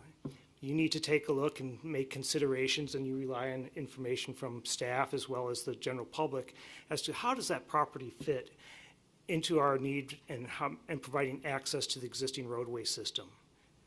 Does the annexation supplement transportation corridors and transportation plans? Are the proposed streets consistent with the transportation element of the comprehensive plan? And are the developers providing adequate improvements so that the citizens don't bear an unfair share of the cost of improvements? Whether that is through fees, land dedications, sites improvements, and in fees, it's usually the traffic impact fees. When a presentation is provided to you, there's a mixture of comments that you get, whether it's anecdotal, information-based, experience-based, but you'll hear a lot about people with what they see as speeding problems, dangerous intersections, concerns about a new neighborhood with traffic now cutting through their neighborhood and changing their lifestyle and plans. Then you'll hear from engineers and supposed traffic professionals, and we're going to hit you with words like levels of service, volume to capacity ratios, roadway capacity, functional classification, and a lot of times, unfortunately, you go, what the heck are the engineers talking about? Can they come to this planet, please? Hopefully I can answer some of that for you tonight to get you a little bit better in our understanding as to where the engineers are coming from. The City of Post Falls historically has 3 separate road design policies that have occurred over history. The first is the traditional grid pattern design. For the city of Post Falls, this is anything that's pretty much pre-1980. In fact, some of it goes back to before cars were really a thing. The traditional grid pattern was a very efficient process. It had ease for navigation. Roadways are laid out at 90-degree angles, so you know if you miss a turn, take a right, take another right, and you can get back to where you need to be. If there's a traffic problem, you can take a right turn, go a couple blocks down, and you can bypass around that. It allows for an efficient land use situation. As downtown areas develop and you go from low density to higher density to commercial and maybe even high-rise type stuff, I'm thinking more of larger, older cities, those roadways allowed for quick changes from a residential street to a commercial street or even a larger use. In our older parts of town, we see a lot of the old roadways, especially in the early 1900s and late 1800s, where they were laying out 75-foot and 100-foot rights-of-way, which are larger than what we require in roads nowadays. Back in, for Post Falls, the 1980s and through the 1990s, we started to see curvilinear design patterns in the city. Lots of the other parts of the country started seeing this stuff showing up in the late 60s and through the 1970s. We were late to it. Curvilinear design, what they were trying to do was give more of an aesthetic appeal for what people were wanting to see in their neighborhoods. They used a lot of cul-de-sacs, and the purpose was to try to reduce the speeds in the neighborhood areas and reduce the traffic flow on some of the roadways. There are some disadvantages to this. Cul-de-sacs are expensive to maintain. Lack of a number of access points to subdivisions make it difficult to get out if certain circumstances happen on the surrounding roadways. And you become more reliant on your collector and arterial roadways to be the only ways around if a road gets closed. Back in the early 2000s, the city of Post Falls did a little bit of a transition where we tried to go to a hybrid design. What this does is it combines a lot of the positive elements of both the curvilinear design and the grid system. We maintain good connectivity between neighborhoods, so we try to make sure we have enough access points so that people have more than one or two ways out of their neighborhood. We still allow for enhanced aesthetics, but we're taking a look at the local roadways to see how we can make sure that road speeds are kept lower and that we're not encouraging a lot of cut-through traffic. So our roadway is comprised of a hierarchy of roads. We go from local streets to collectors and then arterials. The local residential street, as mentioned earlier, is our highest used roadway. We usually look at a project when they come in and we take a look at what the lane capacity is. In an ideal world, a road will have about 2,200 vehicle trips per hour that it can handle per lane. That's looking at the freeway. In a residential situation, we're looking at a lane of traffic that can handle about 1,200 trips per hour. So why do we have 500 here? Well, you take that ideal situation and you make modifications based upon the width of the road, whether or not there's curbs, whether or not there's parking, how many heavy trucks, a whole bunch of stuff. That reduces the capacity of the roadway. In the regional model, we utilize 500 vehicles per hour as the lane capacity on a road. That kind of fits in there in the middle with the whole range of road widths we have, from 24-foot up to 38-foot in residential areas. Now, contrasting that is we have a desired range value. What that means is we take a look at that road and we say on a residential street, we don't want to see more than 2,500 trips per day. In most of your single-family residential neighborhoods, we're trying to see less than 1,000 trips per day. Studies have shown that when you get to around 1,000 trips or higher, people are going to start noticing there's a lot of cars going by my house, and a lot of them seem to be speeding. So that becomes a less desirable place for a neighborhood and the aesthetics of where kids are going to be playing and how people interact with their neighbors and the world around them. On residential streets, we try to keep 25 miles per hour. I mentioned road widths that we utilize are between 24 to 38 feet on local residential streets. A 24-foot width for us is a no parking situation. At 28 feet, we allow for parking on one side, and at 32 feet, we allow for parking on two sides. We get up into the 36 and 38-foot widths when we're trying to handle that higher 1,000 to 2,500 trips per day. Internally, we call that a residential collector roadway, but that really doesn't exist in the Transportation Master Plan. Something to note, there's an organization called the National Association of City Transportation Officials. They are one of the main organizations that provides guidance on how to build roads. They're a little bit more geared towards building roads in a city than the American Association of State Highway Transportation Officials that are more concerned with highways and main collector and arterial roadways. NACTO is the name of that group, but NACTO says that most local residential streets with parking on both sides should be 26 feet is what they recommend. In Post Falls, we utilize 32. The reason we do that is in discussions with the emergency services several years ago, we saw that 32 really was a best fit for making sure emergency services can use those roads. Addressing what the citizens, what we saw as that compromise between too narrow of a road and too wide of a road to try to keep traffic going slower, and also trying to provide enough roads so that our maintenance crews can move that snow off the road during the winter time. And you go too wide, it becomes more expensive to maintain, chip seal, and take care of. Local commercial roadways. Here we go with a little bit higher volume capacity on the lane. We go from 500 vehicles per hour up to 600. The desired range value is about the same, less than 2,500 vehicles per day.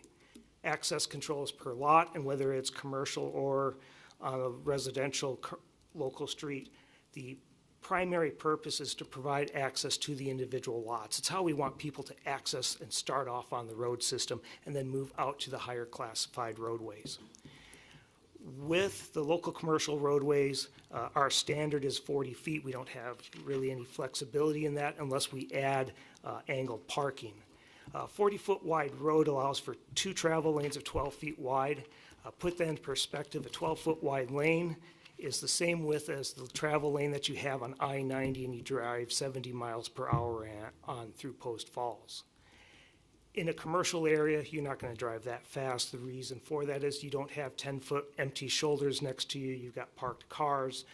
And we do provide parking lanes that are 8 feet wide on each side. NACTO, mentioning them again, they actually recommend in most commercial and collector and arterial roadways that a 10-foot roadway standard should be more of the national standard. I'll talk a little bit more about that on some of the other roads where we do utilize 10 and 11-foot travel lanes. We do not provide bicycle lanes on commercial streets, and we do have the 8-foot parking. NACTO recommends somewhere between a 7-foot and a 9-foot parking lane. Our 8-foot parking standard actually predates NACTO. Don't see any need to change that. It's a good, comfortable width. And again, it balances with some of the needs that we have from a maintenance standpoint as well. Minor collector roadways, I look at these as kind of the workhorse in terms of being the most flexible roadway. And you still have a low lane capacity, 600 vehicles per hour. But now you're looking at trying to handle a higher volume of traffic between 1,500 up to 5,000 vehicles per day. We allow a little bit more flexibility on the speed, 25 to 35 miles per hour. We start to restrict residential access to these roadways. And that, I mean, we don't want to see very many driveways where people back out into the roadway because we're getting heavier traffic. That creates potential safety problems. The roadway width will vary between 32 to 44 feet. We can have 2 to 3 travel lanes on that. Parking is optional, so we have a list of the varying ways we can create a minor collector, whether it has parking on one side, 2 sides, or none at all, and whether or not you have bicycle lanes or no bicycle lanes. So we want that to really be flexible to the built environment that we're envisioning next to it. What is the best way to have the road serve the land and its land use? So Spokane north of Prairie would be a minor collector? Spokane north of Prairie is not technically classified right now, but when the subdivision came in for Crown Point, it was envisioned as a minor collector. With the development we're seeing in that area, we're pushing for that to be a minor collector roadway. So yes, that would be correct.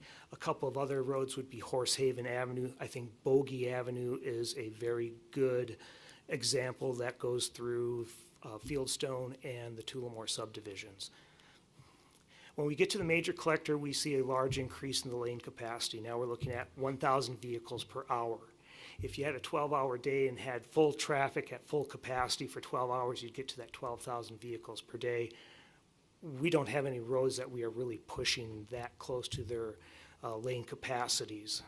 The desired range volume here, again, 4,000 to 12,000 vehicles per day. Our road width, 38 to 52 feet wide, 2 to 3 lane designations. I put parking on there with asterisks on it. We allow parking in some locations, in other places we don't, based upon the land use, and our preferences on any new major collector roadways that we do provide bicycle lanes on those roadways. When we get into the minor arterials, this is going to be like Mullen Avenue, Spokane Street, Idaho Street. Lane capacity jumps up to 1,200 vehicles per hour. We're really putting more emphasis on moving traffic from a destination to a destination and not the local access. So we're going to start to see residential access not allowed at all onto a minor arterial, and even on the commercials, we start to get a little bit more specific as to how close can those driveways be. And there are some locations where we will allow driveways to be close to one another, but one of them will have to be restricted to like a right in, right out, or a 3/4 turn movement where you're not allowed to make a left turn out of the site. This is to try to help keep the volume of traffic you can handle moving in a safe manner. Roadway widths are 34 to 76 feet wide, 2 to 5 lanes and 110-foot right-of-way. I'm jumping around a little bit in that chart, but it's more you can read that. The reason for the 110-foot right-of-way is when we're looking at a 2 or a 3-lane arterial, by reserving a much wider right-of-way, we're preserving long-term for the ability that, say, 20, 40 years from now, if the traffic patterns change in a way that we don't foresee today, or we're reserving that capacity so that we could go back in, not that we want to, but 30 to 40 years from now, we could always widen that road, and there's enough right-of-way there to accommodate a 5-lane road. We do provide bike lanes on the minor arterials, and we do not provide any parking on minor arterial roadways. Our last roadway classification is the principal arterial. This is going to be Seltice Way, Prairie Avenue, and I foresee that Pleasant View Road is going to become a principal arterial roadway with the master plan update. Looking at lane capacities of around 1,600 vehicles per hour and desired range volumes of between 12 to 32,000 vehicles per day. To put that in context, around Highway 41 and Prairie Avenue east of Highway 41 is operating around 14,000 vehicles per day. And if you go west of Highway 41, it drops down to about 10 to 12,000 vehicles per day. Speed limits, we want to try to preserve 35 to 45 miles per hour on these types of roadways. Again, they're to move the traffic in the most efficient manner and try to keep the people who are going from, say, Spokane to Coeur d'Alene not utilizing the local internal roadways. Access control is the most restrictive on these roadways. We're trying to look at road intersections at about a 1/4 mile spacing. If we use traffic signals or roundabouts, those should be at a 1/4 to more ideally a 1/2 mile spacing. Highway 41 corridor is a little bit different on that. Roadway widths 76 feet. One of the things we need to take a look at is Seltice Way in its current configuration from Highway 41 to Pleasant View Road. The way it's constructed, there's no way today that we could get bicycle lanes in on that roadway. Prairie Avenue does have bicycle lanes from Meyer Road into Coeur d'Alene. We see very little use on those bicycle lanes in the Coeur d'Alene and Hayden district. When we recently rebuilt Prairie Avenue between Spokane Street and Chase, we did include what's called buffered bicycle lanes. We're rethinking that with the transportation master plan. Are these facilities something that people really want to use? Or would they prefer the 12-foot multi-use paths that we're providing on both sides of the roadway? One thing to consider is that when we provide buffered bicycle lanes, that's adding about $250,000 per mile of roadway just to have those bicycle lanes. So if they're not utilized and they're not desired, why should we build it and then maintain that asphalt in perpetuity? We do not include parking on the principal arterial roadways. Putting all of those roadway standards together, this is what the map of our current system looks like. The red lines, Prairie Avenue and Seltice Way, are principal arterials. The local streets, which are all the gray lines, they kind of feed into the minor collectors and major collectors and arterial roads. And then you can see those green arterial roads feed into the principal arterials and then the state system of I-90, State Highway 41, and State Highway 53. To make all this work, and this is where it starts getting into the transportation modeling standpoint of it, this is our 2017 view of what the city of Post Falls would look like in 2035 with a population of 91,000 people. Each of those squares on the map with the numbers in it, that's representing what we saw as the probable growth from 2015 up to 2035. Each square represents a census tract, and in the transportation world, we call that a transportation analysis zone. And so in it, we will put that population, and we will also put in what we see working with KMPO, the job projections in those areas.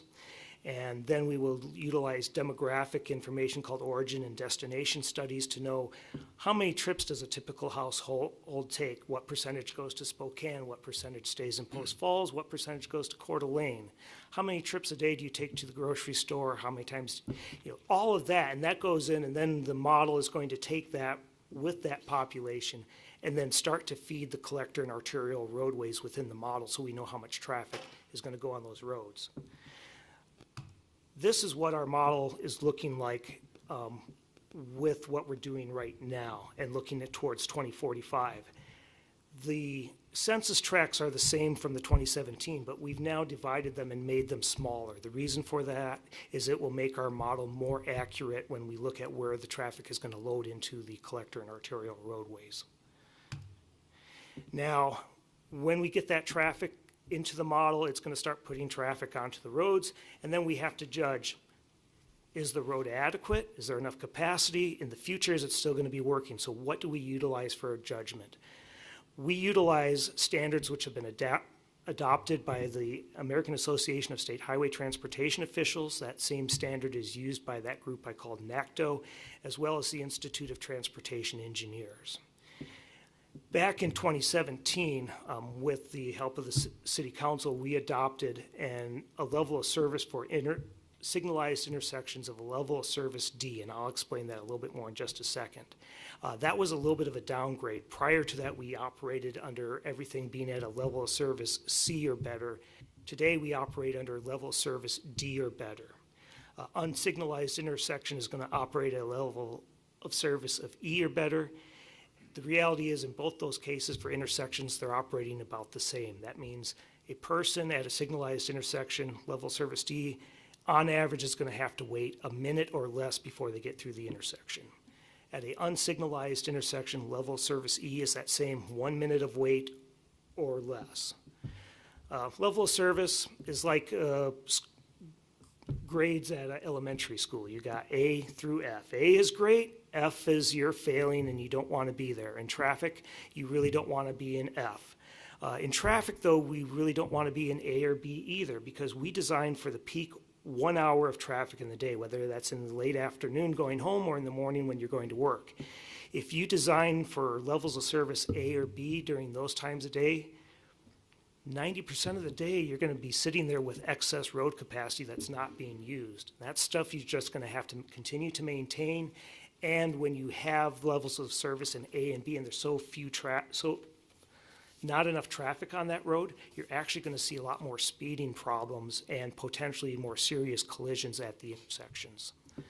To put into perspective, level of service D, it mentions that it's approaching unstable flow and it's tolerable delay of 1 to 2 cycles. What that really means is that when you as a driver come up to that intersection, you're gonna come up to it and you're gonna go, okay, I'm up at the red light, the next green, I'm gonna go through, but level of service D is you're also gonna go, oh, I'm about 15 cars back. I know from experience, I might get through, but I'll probably have to sit through the next light and that will be okay. When we get into level of service E, which is unstable flow, you're probably going to be sitting there for at least 2 full cycles of the light before you get through. People start to get frustrated with that.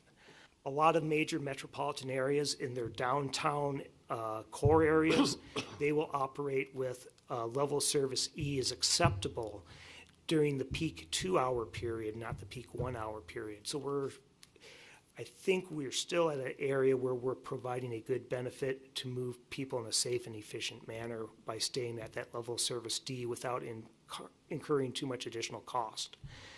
When we get away from the intersections, we then look at what a volume to capacity ratio is. I talked about all of those capacity ratios for the different roadways. What volume to capacity ratio is, we say, well, the model says you're putting in 800 vehicles per hour on a road that can handle 1,000. Well, you're at 80%. Our standard is as long as you don't get above 90%, it is adequate. The national standard is that if you are 80% or less of capacity, you have ample capacity and you don't have anything to worry about. So we made a decision in 2017 that said, okay, we're willing to accept during that PM peak hour things to be slowed down just a little bit, but we're not overtaxing that system. This is what I get to look at when the subdivision comes in. This is map that shows me, in this case, in 2045, without improvements, that means no impact fee projects are built, no developers build any frontage improvements, but the development that we have played out to get to 100,000 people by 2045, this is what the traffic volumes are going to look like in the evening. I can look at it and I can tell you how much traffic's moving north, south, east, west, whatever, and whether or not those roads are working. What we really do is we convert that into something like this so that we can show people, this shows that same map, but going back to 2035, here is how our system was anticipated to work in 2017 for the year 2035 if we made no improvements. Every red dot means that we're either at capacity or over capacity and we have a problem. Yellow dots are, things are okay, but we better keep a closer eye on it. We do have an impact fee list, and we do require developers to make improvements when they put in subdivisions. This is what our system is anticipated to look like in 2035 with those improvements in place that we're collecting dollars for. There are hardly any red dots on there. In fact, the red dots at Highway 53 and Beck Road, Highway 53 and McGuire Road, those red dots go away because in 2017, we did not anticipate the Pleasant View and Highway 53 project. The same goes with the I-90 and Highway 41 problems that you can see in there with the red dot at Mullen and Highway 41, along with the I-90 problem between Highway 41 and Coeur d'Alene. That's those projects that are ongoing and forthcoming were not anticipated almost 10 years ago. So judging by this map, I would say that for 2035, we're looking to be pretty good based upon 2017's standards. You'll be seeing more of what we're anticipating in a couple months. Are we still anticipating that the 90 is red in both directions, that state line? We are still anticipating some red down towards the Washington state line. The stuff that goes towards Coeur d'Alene is no longer going to be red. Gotcha. The preliminary stuff I've seen so far, I think things are looking pretty good as far as we haven't allowed our system to develop any deficiencies yet, which would make difficulties for us in how we can acquire certain grant dollars to rebuild roadways or what projects we can pay for with impact fees. So again, the key towards us having and providing you good details is based upon the assumptions that we make with the planning department, organizing with KMPO, talking with ITD as to where are the population centers going to be, where is that growth going to occur, where are the jobs going to be, and how do people utilize the system. You know, again, when a project comes in, I'm going to look at a roadway, and this is what I look at now. We're going to be making some improvements with the new transportation master plan, so it's a little bit more readable by the general public and not just by one or two individuals in engineering. But I can look at this and I can say, well, in this case, Poline Avenue and Syringa Street. If a project was coming in and it was being proposed and it was in compliance with our master planning for what the density was and the number of residents in that area were, I could look at this map and go, okay, in 2025, they're building in conformance with what our thoughts were or less in density. And so in 2025, I see a volume capacity of 15. That means I'm at 15% of the capacity of that roadway. Doing pretty good. And then I can take a look at 2035 if that project came in today and say, well, by 2035, they're going to be operating at 52% of volume to capacity. So it's at 50% of capacity. Still doing good. It's less than 90%. Now, if that project proposes something that's different from that's in the background, then engineering needs to make a decision. Does that developer need to do a traffic study to better analyze what their impacts are? Or is that change small enough that we can go in and in this case take a look and say, well, we're operating at 52% of capacity. They're going to have 100 homes. That's another 100 trips in the peak hour. That's not enough to get it up to that 90% yet. So we don't need a traffic software here, is that we can take traffic volumes during those PM peak hours and we can plug it into the system and we can take a look and say, well, how's it going to operate if it's a stop sign, traffic signal, or roundabout, and what's the projected level of service. And then we can also run a model that if we want to show the general public or a working group, we can show them how that traffic kind of looks like going through that intersection. A quick synopsis, kind of get you ready for a public workshop in a couple months, but any general questions that you have for me on traffic? Comment. What was that? I have a comment. Yeah. I'm sure glad you can read those maps and you know what the traffic, because I can understand the stoplights. You know, I can understand when you depict it that way, but the rest of the information is very confusing. And I would just like to say I believe we're in good hands with you handling this stuff for us. So thanks for all your work on that. Well, you're welcome, Mr. Mayor. It's our goal in engineering to try to provide information to you as well as P&Z and the general public to get this information to you in a way that you can understand and better understand it as well. Thank you. Questions, Rob? I think, I was just going to say, I think it was very digestible. I think you presented it well, so. Thank you. As always. I think you referred to yourself as a supposed expert, and I think you are an expert, and I take what you say at that level.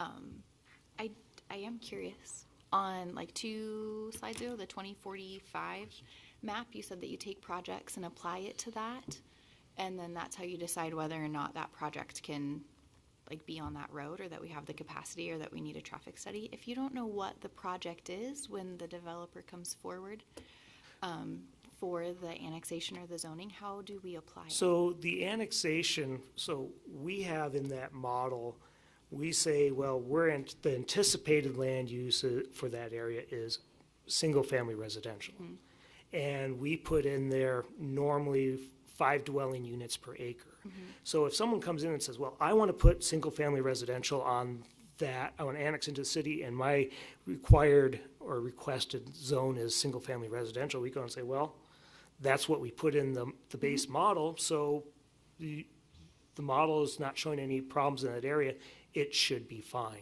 We then get a second look at it when they come in with that subdivision, and as long as they're still in that 5 dwelling units per acre or less, it would be all right if the model is showing the intersections around it operating adequately. Most times, like we utilize 5 dwelling units per acre in the background. Most of the time, you're going to see that single-family residential is actually operating more around 3.5 to maybe 4 or 4.5. So long-term, that helps us out in the guidance as far as we know that most development is going to be less than what our background information is. If someone requests RS or CCS that doesn't require, If, s- and they have up to a certain percentage by right, if I say it, I'll get it wrong, of high density as opposed to commercial, that surely changes the that can calculate. definitely change the dynamic of what we're looking at and what we need. One of the difficulties with commercial, and you know, we've taken and we've done our best to project, here's how much different jobs, whether it's retail, fast food, et cetera, in an area.